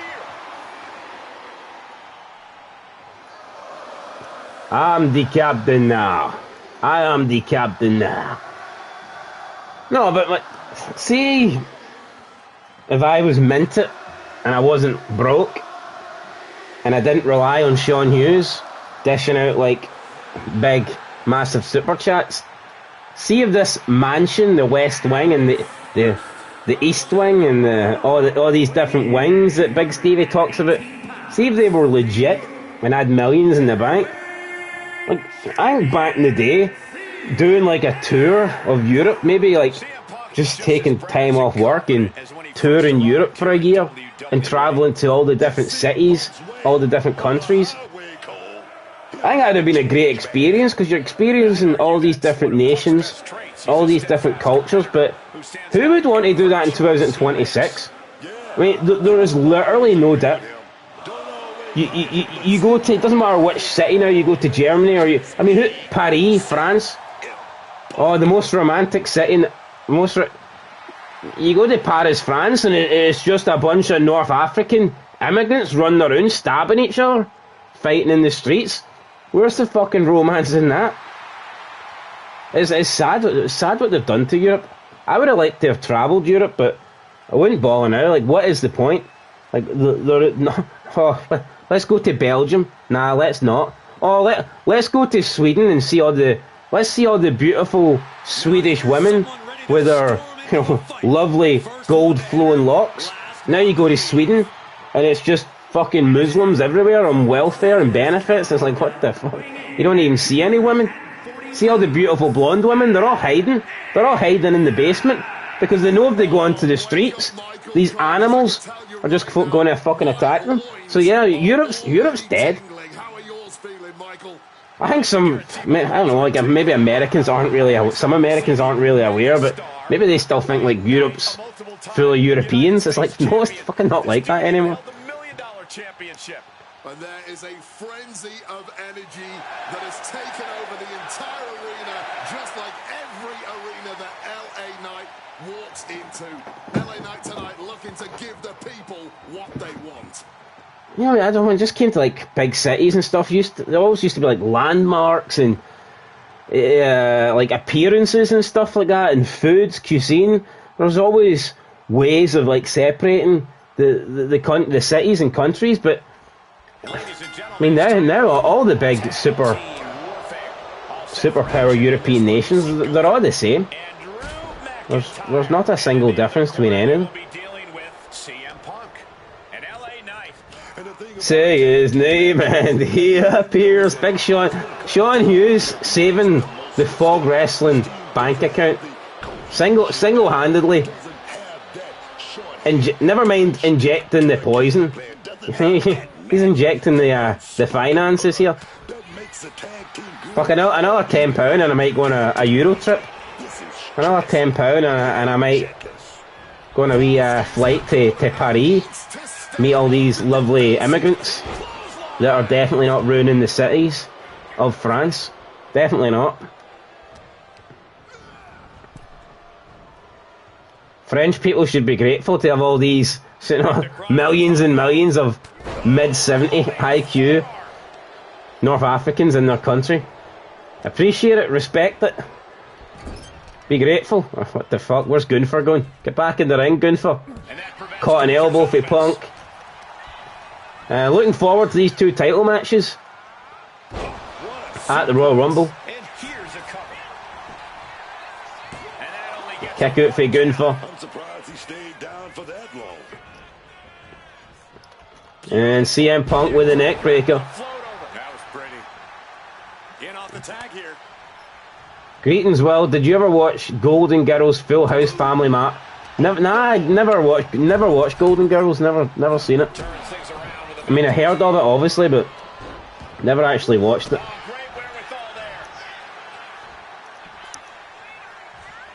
Oh, looking to cripple the leg.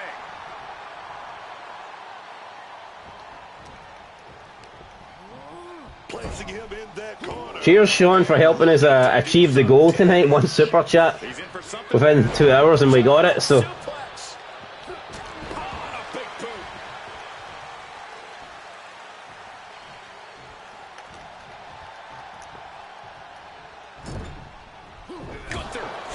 Oh, double big boots for Gunford. Clothesline to LA Knight.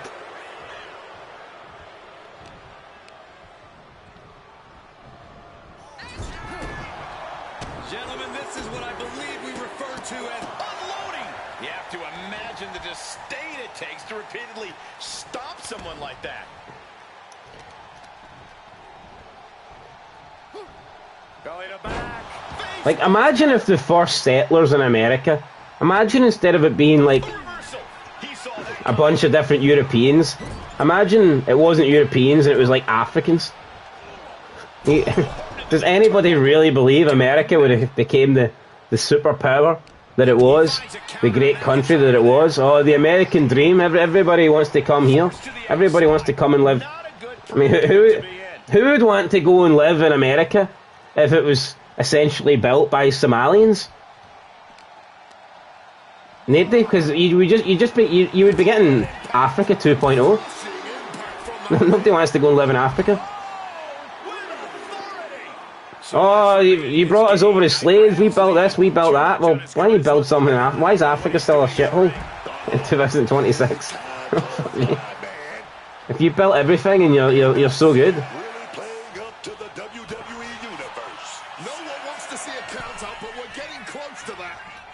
Oh yes, we're just dragging LA Knight back in. Club and blow. Jambo, did you see the Jers today? I did see the Jers today. I was gutted, absolutely gutted, because at 2-0 I thought there was no way Rangers were going to win. I thought the worst case scenario is they'd come back and get a draw.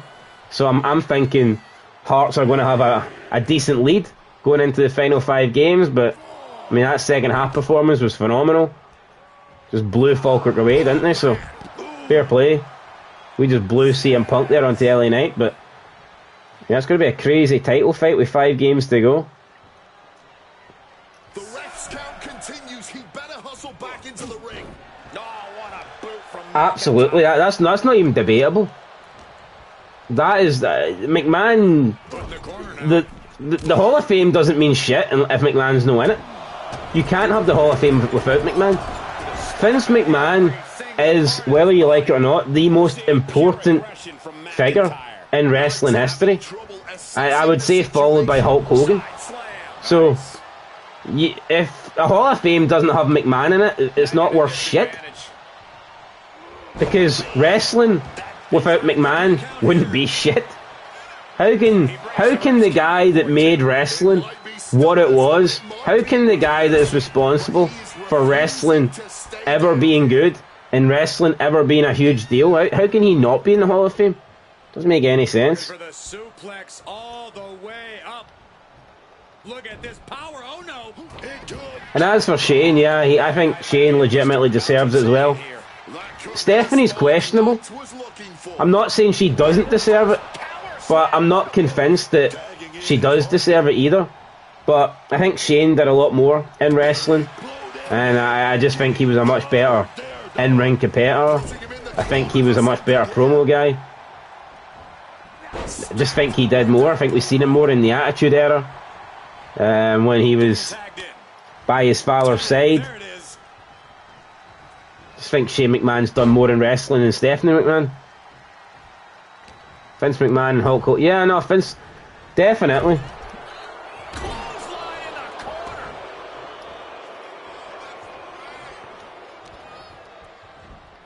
I mean, without McMahon, wrestling as we know it doesn't exist, and I'd argue without Hogan, it doesn't become what it was, because Hogan took it to another level that no one else could have, and no one else has since, to be honest. So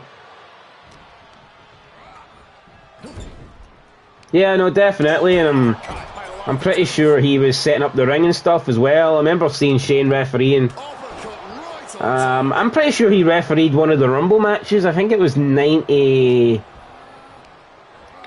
Was it 93 or something, or 92? I'm pretty sure. Shane was one of the referees on the outside of the Rumble.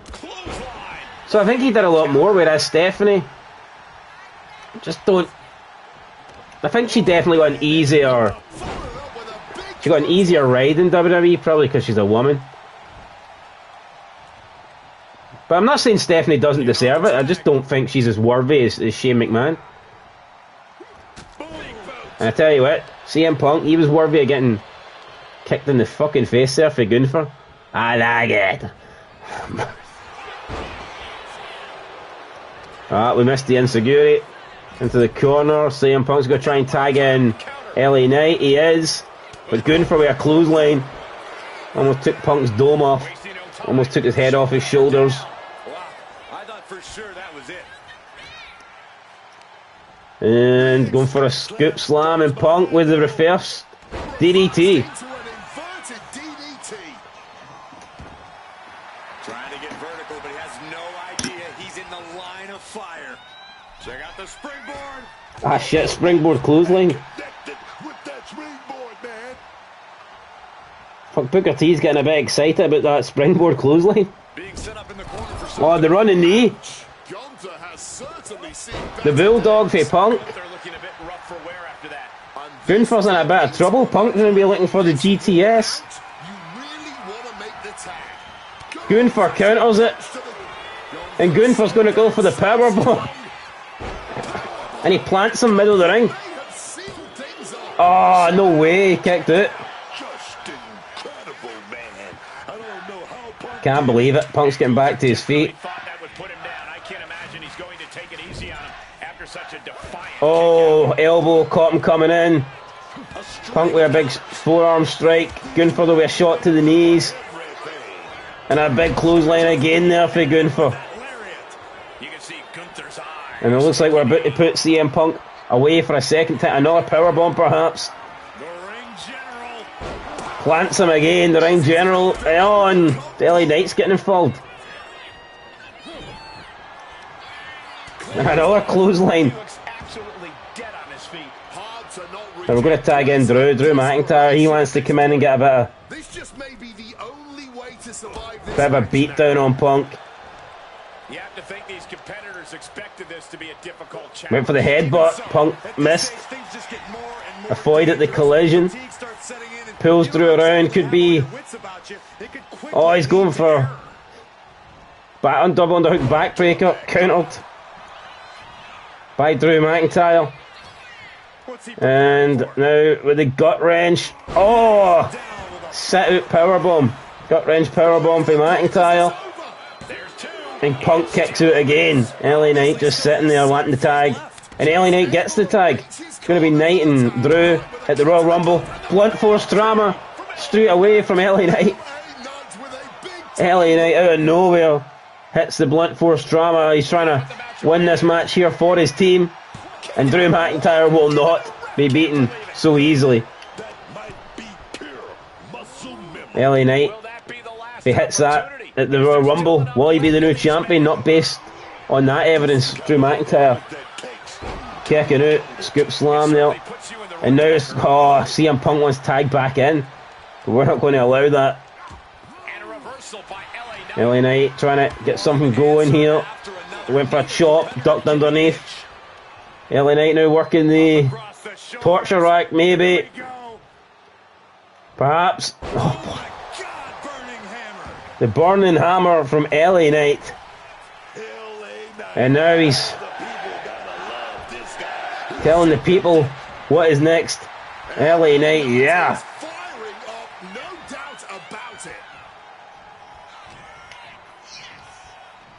Oh, now we've got Drew beating up as well. Double feet to the face there. And a clothesline from Drew McIntyre. And Punk's in now. Punk is in. And roll up. A roll up from Drew. Can he steal it? He does. Holy shit. Drew McIntyre stole it. Punk came in straight into a roll up. Wow. That was embarrassing there for Punk.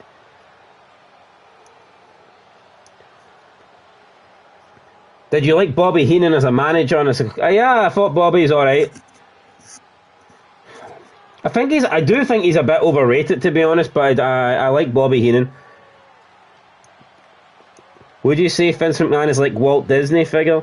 An American? Yeah, no, definitely. McMahon's a legend. McMahon should get more recognition than he actually does. McMahon doesn't get the credit. McMahon should be on the fucking Mount Rushmore. Not of wrestling, just of life, you know. McMahon, what a guy. So future teams can study to learn this craft. Poop on a stick, MAGA. Amazing match there, 4 stars. I was born in 2005. I'm watching Raw from the 90s. HBK was so yeah, nah, HBK. Charisma was off the charts. I mean, the guy was just oozing charisma. Just on a different level. I mean, Bret Hart just never hit those heights of Shawn Michaels. He just didn't. I don't know what people were watching back in the 90s, but I mean, Shawn was just superior. And I mean, there'll never be another Shawn Michaels. And then people say, oh, Dolph Ziggler's like Shawn. Dolph Ziggler's not got shit on Shawn Michaels. Oh, Sami Zayn. Fuck Sami Zayn.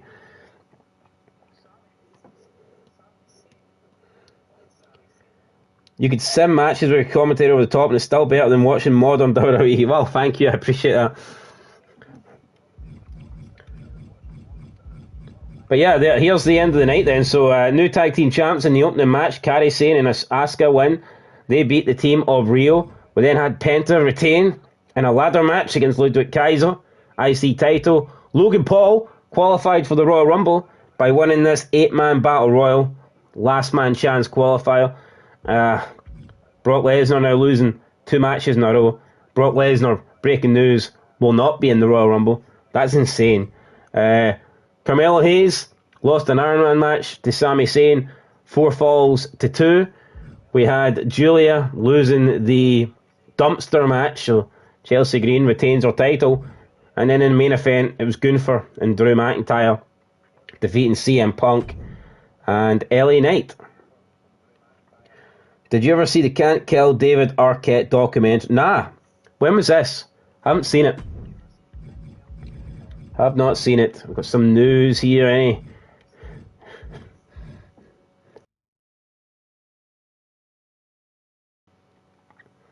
Oh, nothing major. Nothing major. Let's go to the next show then. So, the Royal Rumble is literally just around the corner. Apparently, I have I've reached tier 25, so we'll see if there's anything good in tier 25. Any rivalries going at the moment? Yeah, just this one, Nikki Bella. I mean, it calls it a rivalry, but there's nothing happening. No idea what's happening in NXT either. Not a lot. I mean, I guess you can set rivalries up, but I'd change the matches anyway, so it's kind of pointless. But maybe we'll use these after the Royal Rumble. We might try and use the rivalries a little bit more. That could be something that we do. What about the power rankings? Can we see some power rankings, or what about title defenses here? Does it show you title defenses? Can we have a look at that? Statistics. Let's see. So we had new champions. No, apparently it doesn't. Well, stats. Alright, so you can look at the stats. Does it show you the... It kind of just shows you the history then, but doesn't really tell you how many times they've won it. But yeah. What about NXT? Nothing happening on NXT. JC Jane lost. Punk. I wonder if we'll see Gunther's name appear here after the Royal Rumble. I mean, potentially. Maybe. Sami Zayn, still the US champion. Chelsea Green, US champion. We've got Raw coming up next. A bunch of belts here that we need to try and get unlocked. See, look at the power rankings. So, Ludwig Kaiser is now top of the power rankings. I don't know why, but there you go. CM Punk's down to number 4. Gunther's number 5. Who's bottom? Tell you what, Brock Lesnar must be near the bottom. The guy's not won a match. Brock Lesnar's 40th in the power rankings on Raw. That is insane. Liv Morgan's down at 47th. What the fuck's going on there? Asuka is down in 48th, and she is the tag champ. Don't understand why some people are so low in these power rankings. Doesn't make any sense to me. What about the divisions? Well, Gunther's number 1 contender. Yeah, will be Nikki Bella versus Stephanie Fakir. We need to get more women tag teams. Says Maxine's the number 1 contender, but she actually can't challenge for that belt. She lost that match, so she can't challenge for the IC belt while Becky Lynch is the champion. So that's a bit of a mess. What about SmackDown? What have we got going on here? Carmelo Hayes is top of the power rankings despite losing. Yeah, BD Cool. The power rankings were always weird in these. Yeah, I mean, it's cool that they implement power rankings and stuff, but they're not legit. Like, do you remember the power rankings in the SmackDown versus Raw GM mode? Those power rankings were legit. You know, it was only, it only made, those ones always made sense. It was the people that were getting the most wins and the people that were like champions, and then it showed you like new entries and stuff. It only showed you the top 25. The power rankings in the SmackDown versus Raw games were great. The power rankings in this game are fucking shit. There's just, Carmelo Hayes realistically should just not be number 1. There's just no reason for it.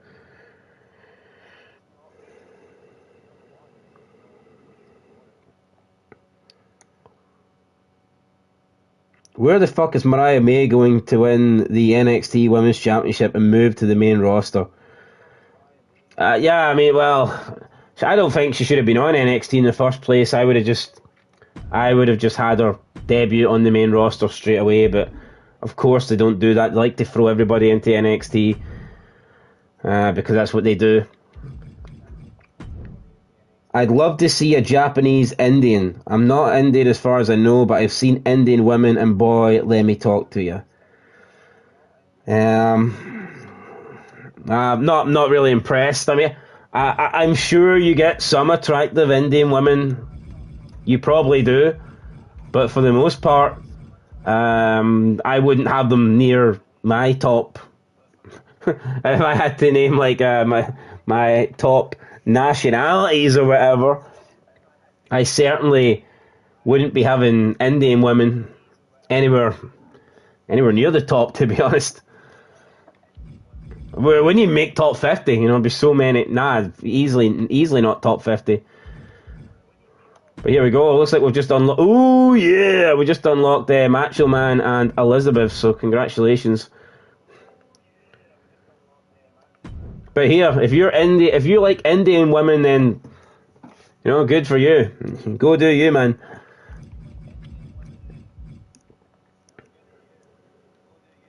Latina and Asians are number 1 and 2. Yeah, I mean, I've no issue with that.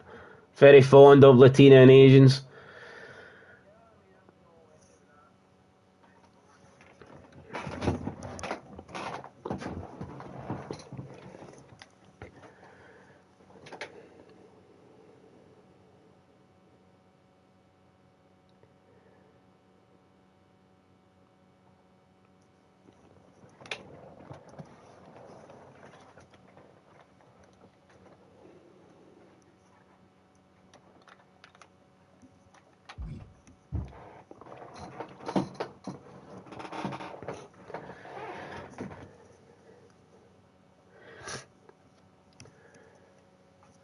Right, anyway guys, I think that's it. We've just unlocked Macho Man and stuff. I think we're going to leave it there.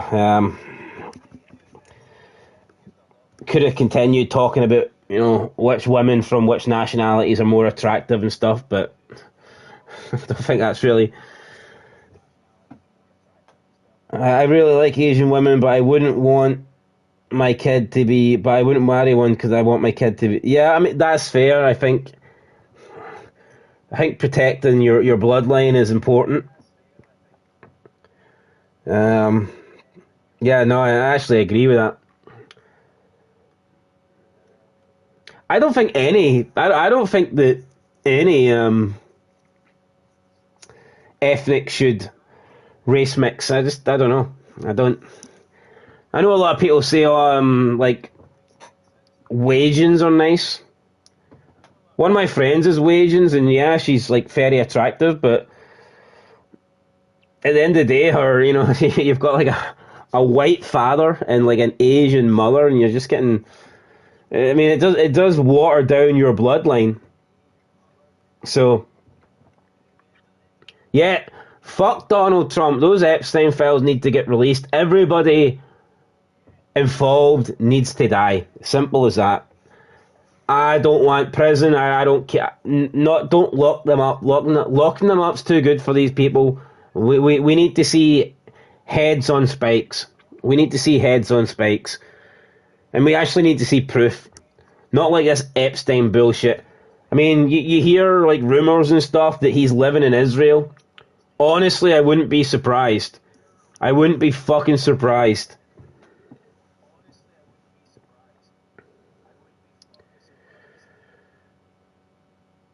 Yeah, my friend's a blonde Asian. She's pretty hot, like. But yeah, we need release the Epstein files and kill them all. Kill them all. Not this lock them up or the camera died and they hanged themselves. Not fuck that shit. I mean, we need to see heads rolling, heads on spikes. We need justice. And the fact that nothing has happened, and for the most part, people just seem to be forgetting about it. And it's like Iran. It's like just. It's like distraction tactics. Like most people just completely forgot about the Epstein files because there's something. The new thing is going on, so people just they can't really seem to comprehend like multiple things at the same time. So all of a sudden now nobody really talks about the Epstein files. It's all about Iran. Like fuck Iran. I mean, I couldn't care. Obviously, I'd rather no war, but. We can sit here and debate the Iran-America war. It's going to happen either way, but the Epstein files, that's not debatable. Those people should be dead. Those people should be hung. And the fact that nothing's happened, the fact that there's been no arrests, the fact that no one's lost their life over that shit is sickening.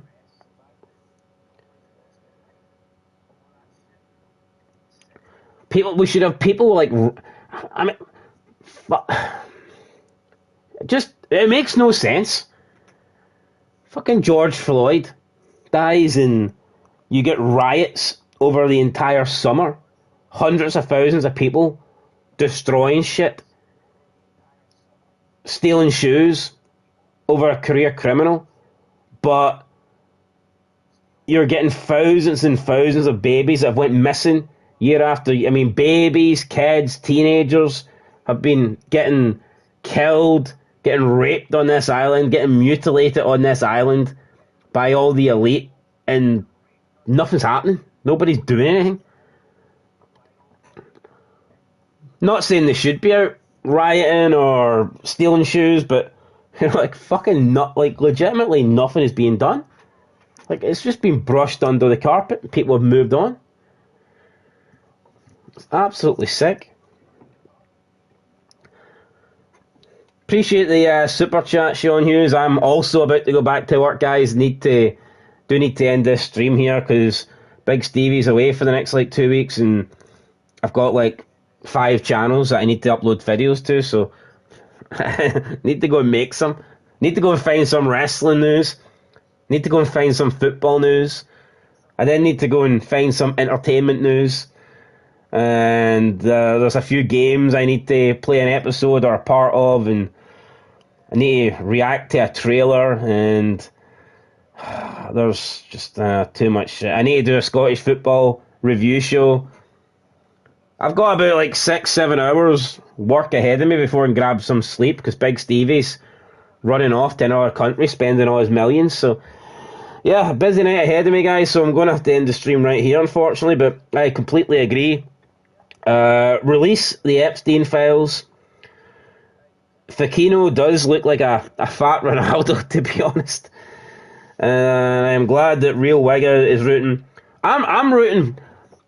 See all the good countries. I am rooting for them all, and that doesn't mean that I want bad things to happen to the countries that, I'll be honest, the countries I consider shithole, or the countries I consider third world. But at the end of the day, those countries are never going to be good just because the people that come from them. Those countries are fucked. But in terms of the advanced countries, in terms of the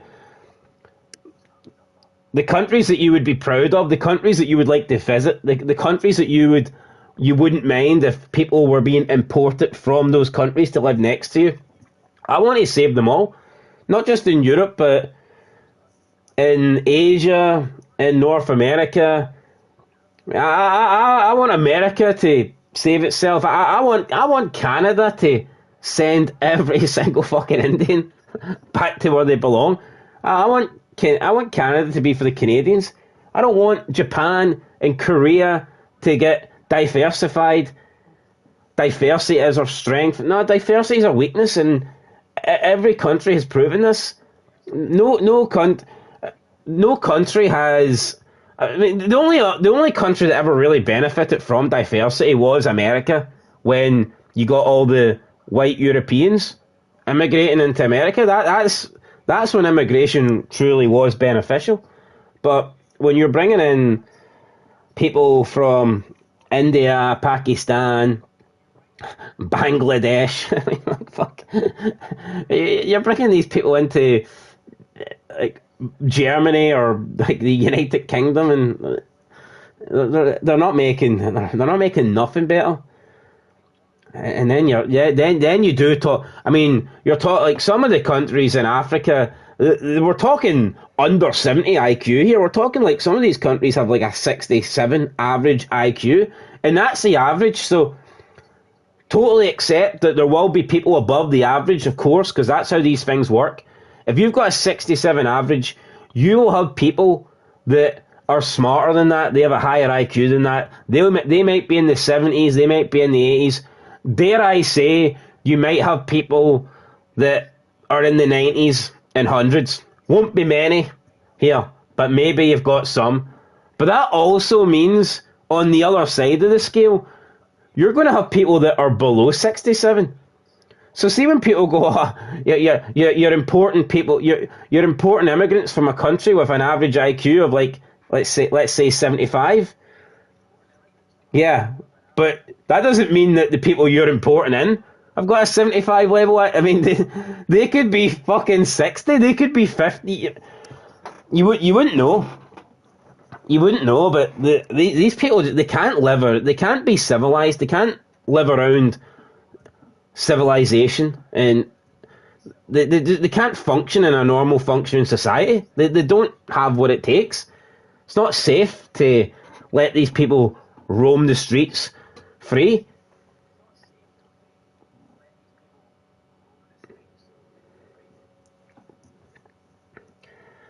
Maybe Stevie will come. Maybe Stevie will come back for WrestleMania. Yet no rest for Jambo Bear. Going to get another lem sip. I am actually beginning to feel a lot better. I'm not gonna lie. See, for about 3 weeks there, I could barely string a sentence without coughing. Kind of comes and goes now, but I'm on the mend. I think maybe another week and I'll be up and running, full speed. Will you be watching JCW Stranglemania? I'll be completely honest with you, Will Ferrell. I've not watched JCW, and I'm a liar because I told you guys that I would. I just haven't had the time. Genuinely haven't had the time. But I will watch an episode. I will do it. I just haven't had the time to do it yet. But I will try and watch an episode of JCW. It's extremely low budget. I do find it hard to take it serious. And it's Juggalo Championship Wrestling at the end of the day. It's a bunch of fucking Juggalos, and I've just no real interest in it. But I appreciate Vince Russo. I'll check out for his work. But see if Vince Russo came back to WWE or came back to AEW or even TNA, I would just be a lot more excited. Because you can take those companies more serious. You feel like they've got like a better foundation. Like even TNA, I just feel like Vince Russo could do more with TNA. They've got a legitimate TV deal on AMC. I mean, what has JCW got? A YouTube channel and a bunch of fucking juggalos. I mean,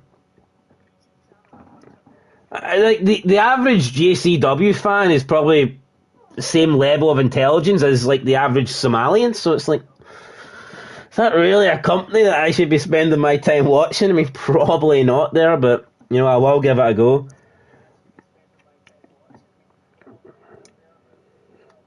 Big Stevie's probably in Scotland right now, eating a special fish supper, no doubt.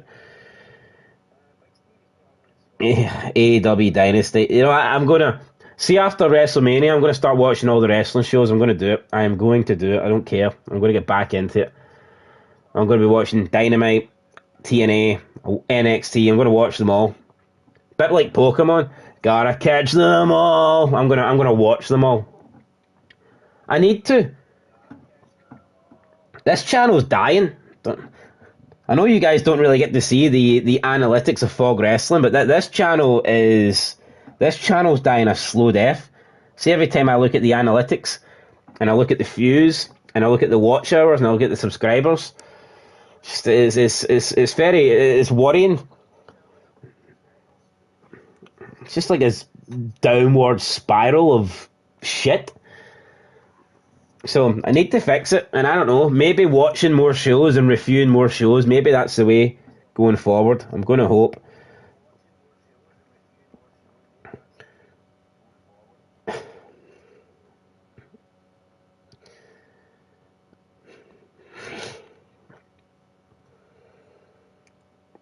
No, diversity can be fine. It just depends on who you're adding to make it diverse, I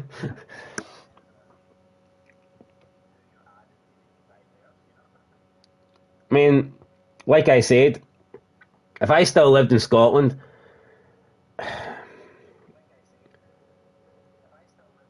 like if I lived in say my town, if my town's got like 10,000 people in it, and it's all Scottish, 10,000 Scottish people.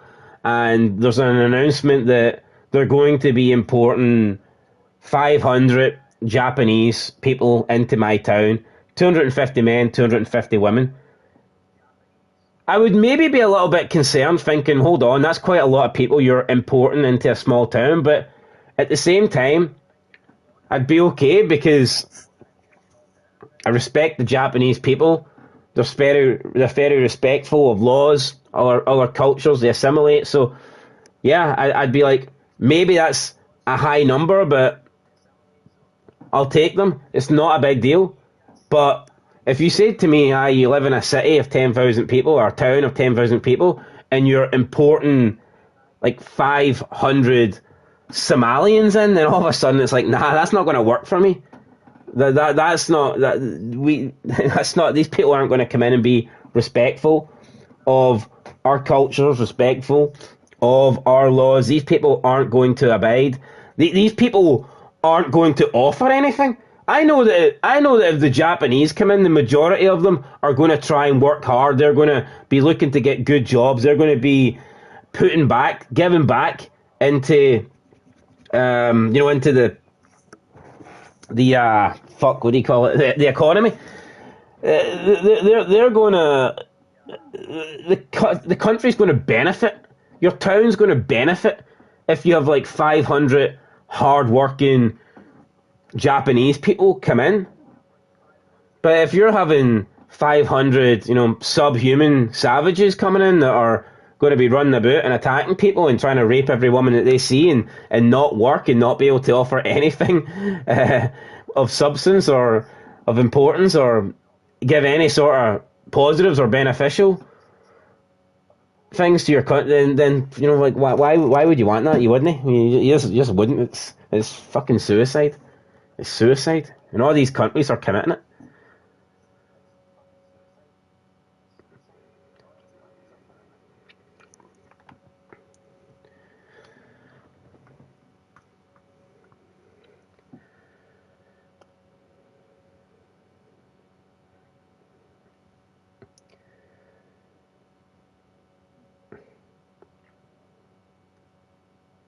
Yeah, but then you go on Twitter and you see like you see these savages now. They're living in Japan and they're just like the polar opposites. You see them on the trains and they're acting like they're just acting like imbeciles, and you see them like littering and like littering isn't even a thing in Japan.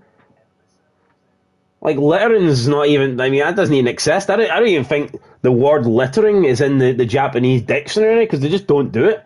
But then you're getting these like third world subhuman people come in and they're pissing in the streets and it's like what the fuck, exposing themselves in trains and like you can't live next to these people. No chance.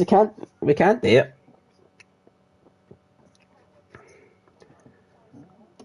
But yeah, no, Tony Khan and Vince Russo were speaking with each other. So I tell you what, I mean, why not? Why not give it a go? If Tony Khan is truly serious about making something of AEW, if he wants AEW to have an opportunity to succeed and have any form of success, then why not give Vince Russo a go? I know Vince Russo's older; he doesn't want to travel. I'm sure they could do something. I'm sure that Vince Russo and Tony Khan could come to an agreement where he doesn't travel every city, every location. I'm sure that's possible. So yeah, if Tony Khan is serious about ever doing anything with AEW, if he truly wants to try and make AEW the number one company, then why not bring Vince Russo in? But I'll tell you why not, because Tony Khan has got a roster full of fucking marks. Tony Khan is paying all these jabrones like $5 million, and all they want to do is wrestle. All they want to do, like Will Ospreay, all he wants to do, bruv, all he wants to do is go to the ring and try and put on a 5-star match for Dave Meltzer. Vince Russo's not about that. Vince Russo's about controversy. Vince Russo's trying to hook the audience. Vince Russo's trying to do outrageous shit. Vince Russo wants to overbook things. Vince Russo wants to create chaos. Vince Russo would rather have a 3-minute match with a bunch of run-ins and all this crazy shit happening.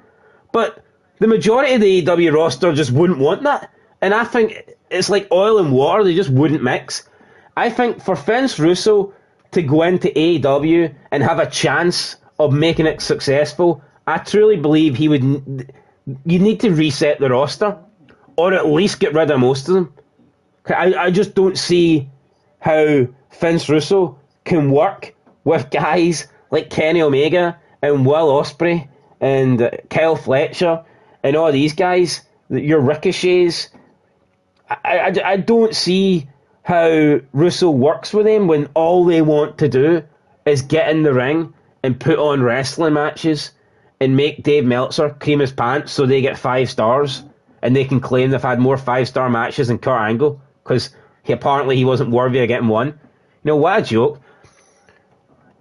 I mean, what an absolute joke, by the way, trying to claim that Kurt Angle never had a 5-star match. I mean, any match with Kurt Angle and Shawn Michaels, 5 stars. Any match with Kurt Angle and Benoit have had numerous 5-star matches. Fucking Kurt Angle, Shane McMahon, King of the Ring. I think you could give that 5 stars. Angle's had great matches with Undertaker, great matches with Brock. To try and Angle and TNA, fucking Angle and TNA had great matches. To claim that he never had a 5-star match, it's absolute bullshit.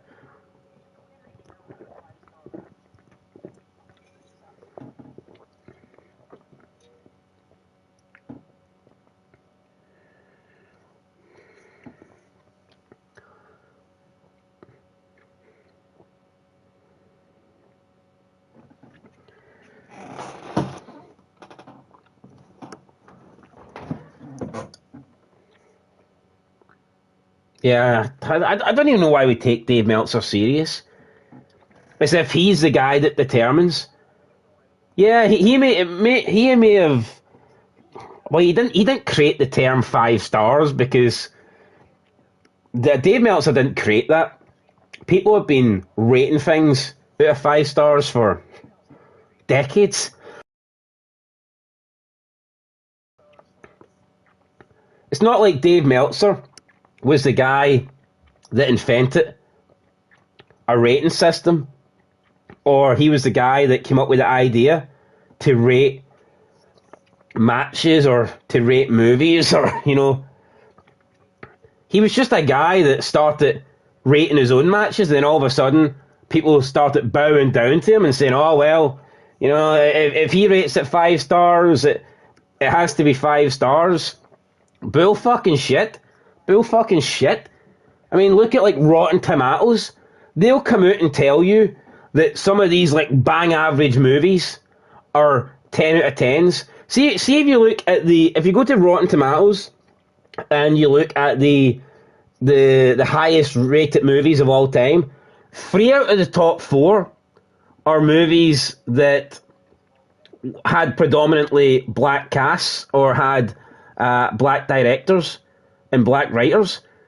And that is that. I mean, that's purely just an agenda they're pushing. I think one of them is Get Out, Us. I think it might be that Jordan Peele or something that directs it.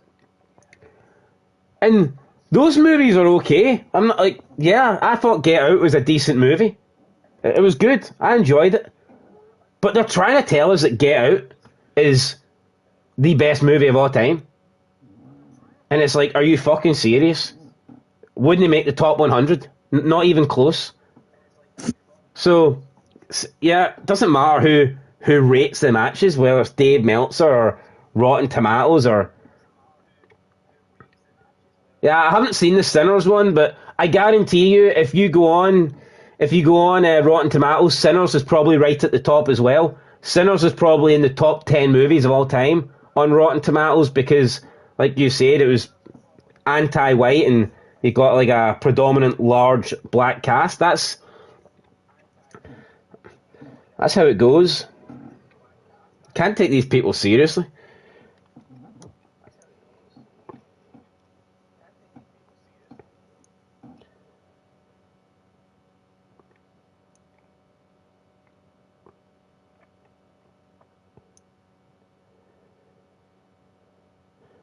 Yeah, Kurt Angle hosing down the alliance with Milk. That was great. Kurt Angle's so underrated.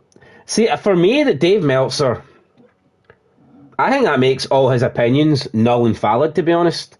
The fact that Dave Meltzer has never deemed Kurt Angle to have a match that he would say is 5 stars, that actually suggests to me that Meltzer's his opinion's just not worth shit.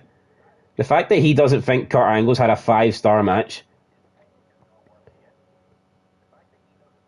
I mean, when I think of 5 star, when I think of matches, I tell you what, there's not many people that's had better matches than Kurt Angle. I'd say Shawn Michaels is like the one guy that I think of. But other than that, how many wrestlers would I say have got a better catalogue than Kurt Angle when it comes to high quality matches? Not many, if any. But Meltzer will tell you that Kurt's not had any 5 star matches, but someone like Kenny Omega's had like 49. Or Will Ospreay's had like 36 5 star matches, but Kurt Angle, nah, he wasn't that good. He didn't have any. Fucking bullshit, Meltzer. And Meltzer's making like over $100,000 a year. Meltzer's making 6 figures a year talking about wrestling. How? How the fuck? Fair play to him. I mean, he's been committed. You can't deny it. Meltzer works hard. He spends a lot of time. He puts a lot of effort into wrestling. I'll never discredit someone for working hard and putting effort in. But the guy is ultimately clueless. And when I say clueless, I'm not saying that he can't tell you facts about wrestling. He's like an encyclopedia of wrestling. He'll know more about wrestling in terms of the stats and historical matches and what match happened where, he'll know more than all of us combined. Like if you gave Meltzer, oh, what happened in 1984 in this arena, he'll be like, oh, we had this match and that match, and the attendance was this, and the main event was that, and there was 2 title changes, and oh, they sold this many tickets. I mean, he'll be able to name all that shit. But in terms of his actual knowledge about what makes wrestling good, the guy doesn't know shit. Meltzer would have you believe that AEW has like the best roster of all time. And that's just clearly not true, because it's not. If it had the best roster of all time, it would translate success. It would, AEW would be booming. AEW would be doing great. AEW would be getting watched. AEW would be making money. AEW would be creating stars. AEW wrestlers would be household names. They ain't shit. Nobody fucking knows anybody in AEW. So Meltzer claims that it's got the best bullshit. Absolute bullshit. Is that sellout Donnie T would say? Fake news. Aye. Kurt Angle not having a single 5-star match is actually crazy. Meanwhile, Midget, Bryan and Jobber Dean Ambrose. Yeah, I mean, Dean Ambrose, let's be honest, a shite worker. An absolute shite worker. And he's like, probably, in terms of success, he's like the most successful guy that AEW's had in its history. And the guy fucking sucks. Phony acting, trying to act the tough man. Never believable. Even when he was Dean Ambrose, the lunatic fringe. Nobody looked at Dean Ambrose and thought, oh, he's a legit tough guy. Well, I wouldn't want to mess with him. Remember WWE, they were doing like Total Divas and they faked somebody stealing Renee's handbag and they had Dean Ambrose chase him down in the street. It was like the most phoniest shit of all time.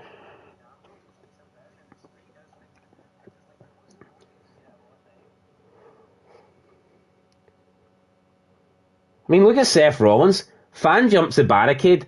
Seth Rollins literally gets into the fatal position and cowers up, and then says afterwards he was petrified and stuff. And it's like, are we really supposed to believe these people are shitting it from like wrestling fans, but in the real world they're actually going to stand up and attack like potential thieves and stuff that might be armed or dangerous or whatnot?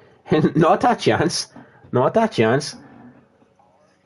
If the likes of Seth Rollins are shitting themselves at a wrestling event when they know that they are surrounded by their fellow wrestlers and officials that are going to help them and going to be on their side, if these guys are cowards when they're surrounded by, all their friends and co-workers, then what are they going to do if they're out in the street and they get confronted by a guy that is, let's be honest, he's more likely to be a lot more likely to be dangerous than someone at a wrestling show? Fucking not a chance Seth Rollins is doing anything in real life. But anyway, guys, I could sit here and bash Seth Rollins all night, and I wouldn't mind doing that because the guy fucking sucks. But I do need to go. Got a lot of videos I need to make, so I'm gonna have to end this here. But I do appreciate everyone in the chat and exactly. Yeah, no, I mean, I see what you want about Triple H. See that time the fan jumped in and attacked Austin? I mean, Triple H is literally fucking ragdolling that guy around, and I mean, that's the one. But again, different era, different generation. I mean, you've seen fans get in the ring, and when Jericho's been in, or Eddie Guerrero's, and they just don't hesitate. I mean, a fan crosses the barricade and they're fair game, and you see that with Triple H or Guerrero or Jericho. But I mean, these are people from, I mean, like I said, different era, different generation. You compare that with the shite bag wrestlers today, and you've got Seth Rollins laying on the ground, covering up. It's like, what the fuck? I mean, what the actual fuck?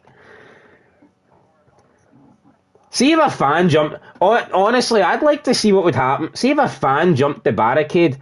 Remember like Seth and Becky were feuding with Punk and AJ? What would happen if a fan jumped the barricade and attacked Becky? I wonder what Seth would do. I wonder. I wonder if he would do anything. Have you seen some fan jump the barricade and attack his wife, or would he just hide behind a referee or something?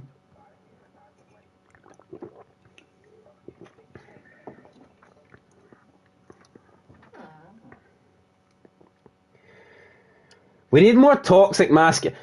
Could you imagine if that happened in like, well, not just ECW, any wrestling company. See if that happened 20, 25 years ago, that fan would have told Liv Morgan to fucking suck his dick. 100%. 100%. It's a wrestling show. It's a and she thinks she's got the right to demand a paying customer to apologise because she didn't like what he said. I mean, let's be honest, see what he said. It's not like he was being grossly offensive or anything like that, or he was being vulgar. It's not like he said to. It's not like he says, "Here, Roxanne, get your tits out" or something like that. You know. And even if he did, I mean, like I said, back in the day we got that all the time. But the guy literally just said something along the lines of, he was referring to her. He said, "Stop fucking flopping." He was referring to the fact that she was like selling on the outside, and he like getting her ass kicked, and he was like kind of taking the piss. It's not like he commented like, "Fuck me." See if I was at ringside and Roxanne Perez's big juicy fucking ass is almost in my face, I'd be like, "Holy shit!" You know, you'd have to try and restrain yourself. But I mean, this guy didn't even say anything about her. He just turned around and said, "Oh, stop fucking flopping." And Liv Morgan's crying her eyes out. "Oh, you can't be saying that against us women. No. You need to be respectful and give us money and give me $2,000 and pay Cody 10 to sit in his bus, but you can't say anything or you can't look at us. And we're allowed to dress half naked and have our tits out and show our ass and thongs, but you're not allowed to look, or you're toxic. That's masculinity. You need to respect us for our wrestling, even though we can't wrestle, and the only reason we get over is because we look pretty good. You can't look at us and you can't think we look good. You need to think that we're the Bret Hart of fucking wrestling. You know, fuck off. Fuck right off. You ain't shit. You ain't shit. See, when I see Roxanne Perez on my TV screen, I don't think, oh, here comes the prodigy. She's going to have a good match. Who's she going to go 10, 15 minutes with tonight? I think there's fucking Roxanne. What a beautiful Latina. Look at that big juicy ass. That's the truth, man. It is what it is. I did like a tier list like 2 months ago, ranking all the women, and I put Roxanne Perez top. I did. I'm proud of that. I stand by it. Maybe it was a little bit too generous. I can accept that. You know, I've got a bit of a preference towards Roxanne. Maybe she shouldn't be top, but you know, I put her over. You know, I did the JOB. I took the 1, 2, 3. Put Roxanne top on my list. So yeah, when I see Roxanne Perez come out, I don't care about figure 4 leg locks or vertical suplexes. You're lying to yourself if you pretend that you do.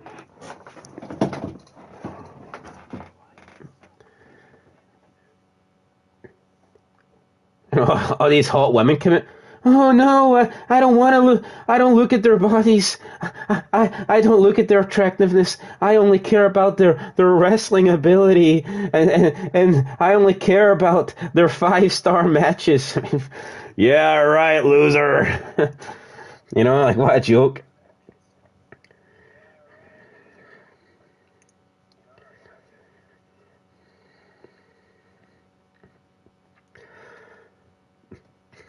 Yeah, Shawn Michaels is mental. Like, you never knew if Shawn Michaels was going to like cuddle a fan or fucking, I don't know, attack. I mean, I seen a video of like Shawn Michaels. There was a I seen it like there was one video of him he's against the barricade or whatever, and there's some like Down syndrome kid, and Shawn Michaels just stops selling and starts hugging the guy. And then I seen this other video where like some wee kid gives Michaels his action figure, and Michaels just puts it in his fucking pants. Like, what the fuck? He starts rubbing it all over his crotch, and then gives it back to him. It's like, what the fuck was that all about? The kid's about 8 years old or something.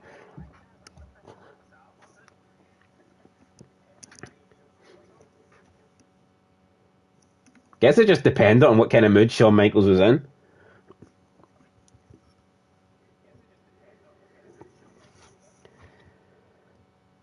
There was that's not, yeah, definitely, but there was another one.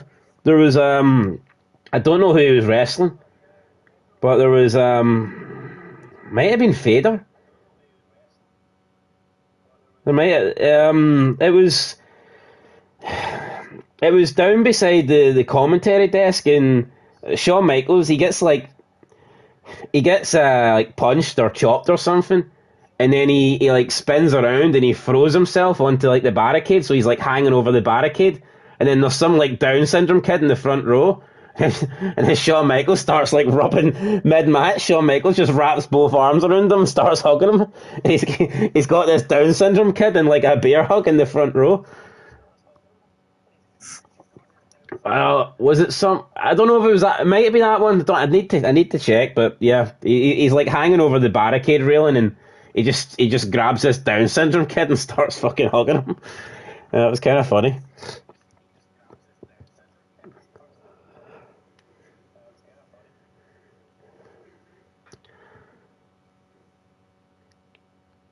Shawn Michaels not been in the Attitude Era. Well, I mean, he was in the beginning of it, but Shawn Michaels missing like pretty much most of 98, 99, all those years he missed as an active guy. That really does suck, because Shawn Michaels had an amazing career, but I just wonder how much better could Shawn Michaels' career have been if he was around in the peak of the Attitude Era and he was like wrestling guys like Austin, Rock every week. What if Michaels was active full time, 98, 99, 2000? What if Michaels was a part of the invasion? I think there's so much cool shit that they could have done. But then again, if Michaels didn't walk away in 98, I doubt he would have stayed and wrestled till 2010. But still,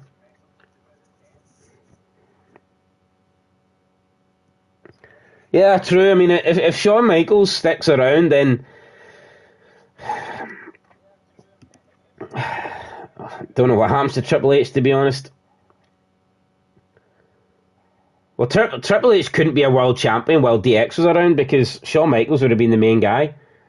So I mean, maybe they could have split up DX and Triple H might have got, but I doubt it. I don't know. Yeah, you're right.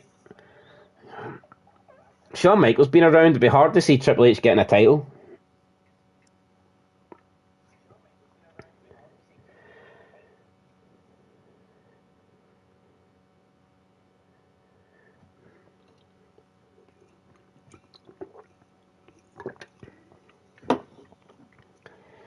Anyway, guys, have to go now. Been saying it for like an hour. Definitely have to go now. So take care. Catch you guys in the next one. Got a bunch of videos I need to go and make. So yeah, late night coming up, but we'll see. We'll see. Hopefully, get some good videos uploaded. So check out the channel, and we'll see what there is. I might do an update on who's not currently on the WrestleMania card, because I think there's quite a few people set to miss out. I think there was a few people. Apparently, Tiffany Stratton's not going to be on the show, which I do think is a bit strange, because they've kind of pushed her as one of the top women over the past couple of years, but now it looks like she could potentially miss Mania. There's Io Sky looking like she's going to miss Mania. There's quite a few names. Solo Sikoa, I don't think has ever had a match at Mania. Pretty sure I read that he's going to miss. He has like 5 Manias in a row he's not been a part of. So, yeah, I'm not that he's a big name or anything, but still, you'd think that Solo Sikoa would have at least one match by now, but it's not happened. She getting the China jaw fix. Here, what has happened to Tiffany Stratton? Once upon a time, I thought she looked amazing, but not anymore. I don't know if it's just too much plastic surgery that went wrong. But she definitely looked a lot better in NXT.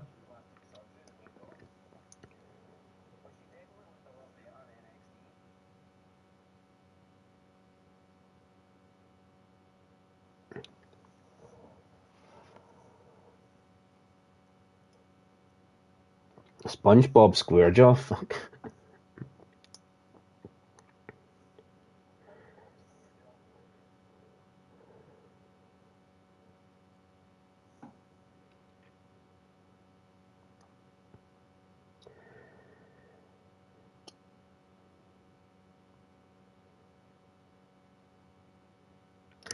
Anyway, guys, that's it. We'll catch you in the next one. Yeah, make sure you check out the channels for some feds, and make sure you hit the like button, comment button. All that stuff really does help. Even if you just comment some random shit, even if you don't have anything to say, and you just click on a video and comment a name or comment Triple H sucks, or all that stuff really does help with the impressions and the analytics and the algorithm, and it's all good. It's all good for the channel. Right now, this channel needs it. This channel is on its knees. Yeah, unfortunately, the whole rich daddy girl thing could have went really good, but they dropped that pretty quickly because we didn't have anybody to play her dad. Just pick some fucking random guy. I mean, how hard could it be? But then I was like, oh, but if she's a rich daddy girl, then that doesn't make her look like a strong, independent woman. That means that she's only made it to where she is because of a man. Like, who cares? Who fucking cares? That was the whole point. She's only made it to where she is because of her dad's money, and that makes her the perfect fucking mean little rich girl. They had magic sitting there, and it's like, oh no. What? She's not going to be the rich daddy girl, so we'll just give her a generic Barbie gimmick that everyone else has. Instead of her being daddy's little rich girl, we're going to make her, she's a hot, attractive blonde. Because that's not been done before. You know, just WWE fucking E. They can't get nothing right, man. They drop the ball on everything. In general, Rafa, in general, so... Like, see if you're watching a fed, see if you hit the like button and comment some random shit. It just helps in general. The more comments, the more likes, the more it helps the channel grow. And like I said, right now, the channel's in a bad way. The analytics aren't looking good. Big Stevie's going to need to come out of retirement. This channel is on its knees. It's like the ratings. We're like SmackDown. We're about to go under 1 million again. We're not in a good way. We need some of that Sean Hughes investment. Just fucking throwing money everywhere. Throwing all the super chats. That's what we need. Yeah, no, absolutely. They all... No, you're right. Charlotte massively helped because of who her father was. Bella's massively helped because of who they slept with. I mean, even their mother was sleeping with John Laurinaitis. I mean, even AJ Lee, I doubt she would get this big star treatment comeback if she wasn't the wife of CM Punk. Not that he's a huge deal, but I mean, if they can book Danhausen, if Danhausen can get a job, then I'm sure CM Punk's wife is also benefiting from being in a relationship with CM Punk. So yeah, most people do. You know, make it to where they are because of a successful man in their life, or sometimes woman. But yeah, they ruined that gimmick. It was good. It was unique. And remember, you'd have segments where she was talking on the phone to her dad, and she was just like acting like those movies where like you get in like the 2000s, and you've always got like the little rich girl, the daddy's girl with all the money, and she's got like the bag and the chihuahua and all that stuff. I mean, that was pretty much like Tiffany Stratton's character. Daddy's little rich girl who thinks she can get whatever she wants because of her dad's money, and they could have done a lot more with it, but again, like I said, they decided, nah, we don't want to do that because that's giving too much credit to a man. We want her to be a strong, independent, powerful Barbie, and that's just not as exciting. But whatever, it's WWE. At this point, we shouldn't be surprised that they fuck things up, because they mess up everything, they really do.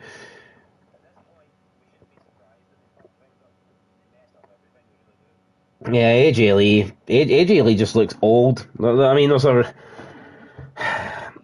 women coming back to wrestle when they're near 40. Like, it just shouldn't happen. Unless you're the GOAT. Unless you're Trish Stratus, I'll give you a pass, because you deserve the pass, but other than that, not really. Right, guys, that's it. I will catch you in the next one. Going to go here, going to make fids, going to get a cup of tea, and then I'm going to spend, like, the next fucking 10 hours battling out fids. So, yeah, that's what I've got. Well, maybe not 10 hours, but at least the next few hours, going to be making non-stop fids like crazy. So, I'll upload a few, hopefully check you guys out in the next one, and aye, that's where we're going to end it here. We'll be back for Raw, SmackDown. I'm hoping that we'll get some more live streams going in the next week, and maybe we can do the Royal Rumble.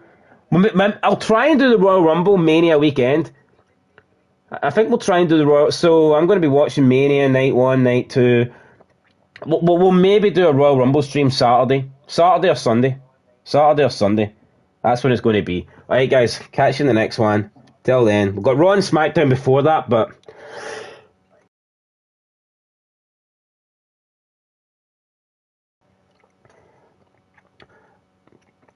I'm not. UK wrestling fans are just very loyal to Bret Hart, the Hart family, Canada. Not entirely sure why, but yeah, the majority of UK fans just have this fascination with Canada and the Hart family. So therefore, by default, they're going to dislike Shawn Michaels. Don't know if it's a rivalry thing with, like, I don't know. Don't know if it's a rivalry thing with America, where they prefer the Canadians, but for the most part, like, the UK fans have always preferred Canadian wrestlers. Like the Hart, Bret Hart, Owen Hart, even like Edge and Christian, Jericho. Fuck, nah, man, fuck UK wrestling. They're all wee nerds, man. I mean, they don't know shit. Will Ospreay and Kyle Fletcher, we want that. It's like, I mean, like Bret Hart was decent. I mean, I appreciate Bret Hart. I appreciate Owen Hart, but I think Owen Hart should have been a champion. But the reality is, I think those guys were overrated. They didn't have that superstar feel, in my opinion. Especially Owen. I mean, at least Bret had looked the part. Rest in peace, Owen and stuff, but I always thought the Hart family good in the ring, but they were boring. They were boring. Even Bret Hart, I mean, he was very sound, technical, of course, can't deny it. But there was nothing flashy about Bret Hart. There was nothing extravagant about Bret Hart. I think a lot of Bret Hart matches, I mean, people say Ric Flair wrestled the same match every single night. I think you could say a lot about Bret Hart. I think you can say the same about him.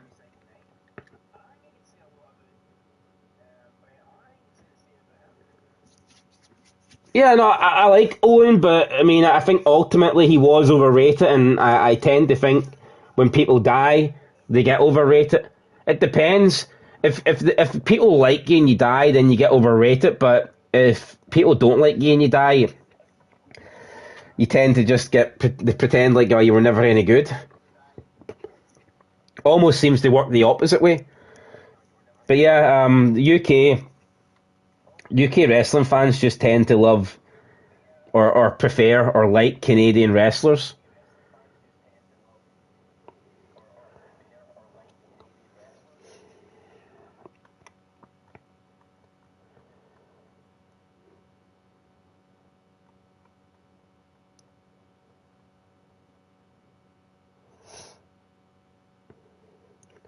Yeah, they're all fags. Every single one of them.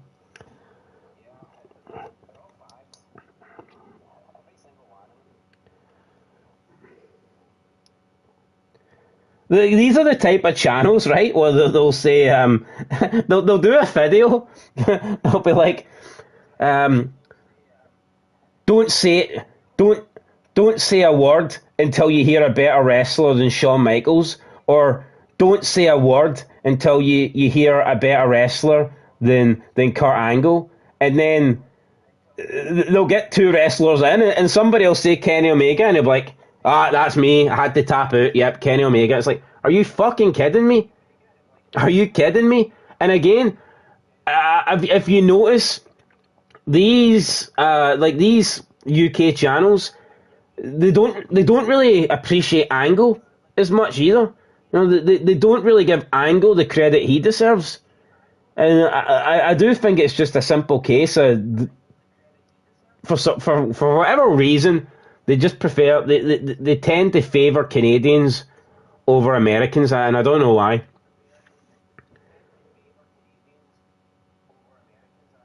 Even Jericho, I don't think they give Jericho the credit he truly deserves, because he's not like born in America.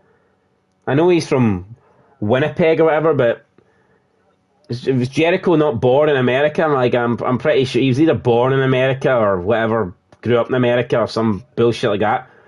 But they don't give they don't give Jericho the credit he deserves, because it's almost like they don't view him as a proper 100% Canadian. So therefore, they pretend that Jericho's not as good as he is, because he's got like that little tie to America. So, I mean, it's fucking weird. Like, I mean, sure, we can all agree that Jericho's better than Owen Hart. We can all, even if you think, and Benoit, even if you think that Benoit and Owen are better wrestlers than Jericho, if you think they're better, and I don't, by the way, but if you do, that's fair enough. But with all the other things that you factor in, the look, the personality, promo ability, success, Jericho clears Owen Hart and Benoit. If you take, like, let's say you split wrestling up and you're talking about like longevity, mic skills, like wrestling ability, ring psychology or whatever, like appearance, look, characters, gimmicks, success, all this stuff, popularity, impact on the business. If you take all these categories, the only categories that you could give Benoit and Owen Hart over Jericho would be the stuff that is solely related to the in ring. That's the only thing that you could prefer, in my opinion at least, Benoit and Owen to over Jericho, because Jericho's better at every other thing. But even at that, I think Jericho's just as good in ring. I think Jericho's had better matches than Owen Hart. I think Jericho's had better matches than Benoit. If you said to me, if you gave me Jericho, Owen Hart, and Benoit, and you said I could only watch like matches from one of those guys again, and the other two I could never watch another single match, I'd pick Jericho. But for some reason, because he's like got that hint of American in him or whatever, these like UK YouTube channels pretend Jericho was good, but he wasn't great like the real Canadians. He wasn't Owen Hart, he wasn't Bret Hart. And it's like, holy fuck, give it a rest. They've got a fascination. Oh, Owen Hart, Bret, the Dynamite Kid. They think that or Kenny Omega. They think that all these American, English. They think that all the English Canadian wrestlers are the fucking best thing. They're not. I mean, they're not.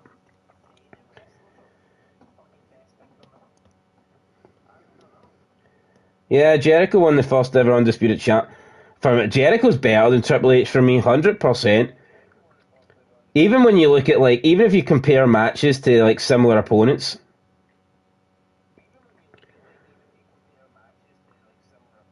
I mean, Jericho Goldberg just way better than Goldberg Triple H. I'd argue that anyone Triple H would have a match with, Jericho would have a better one.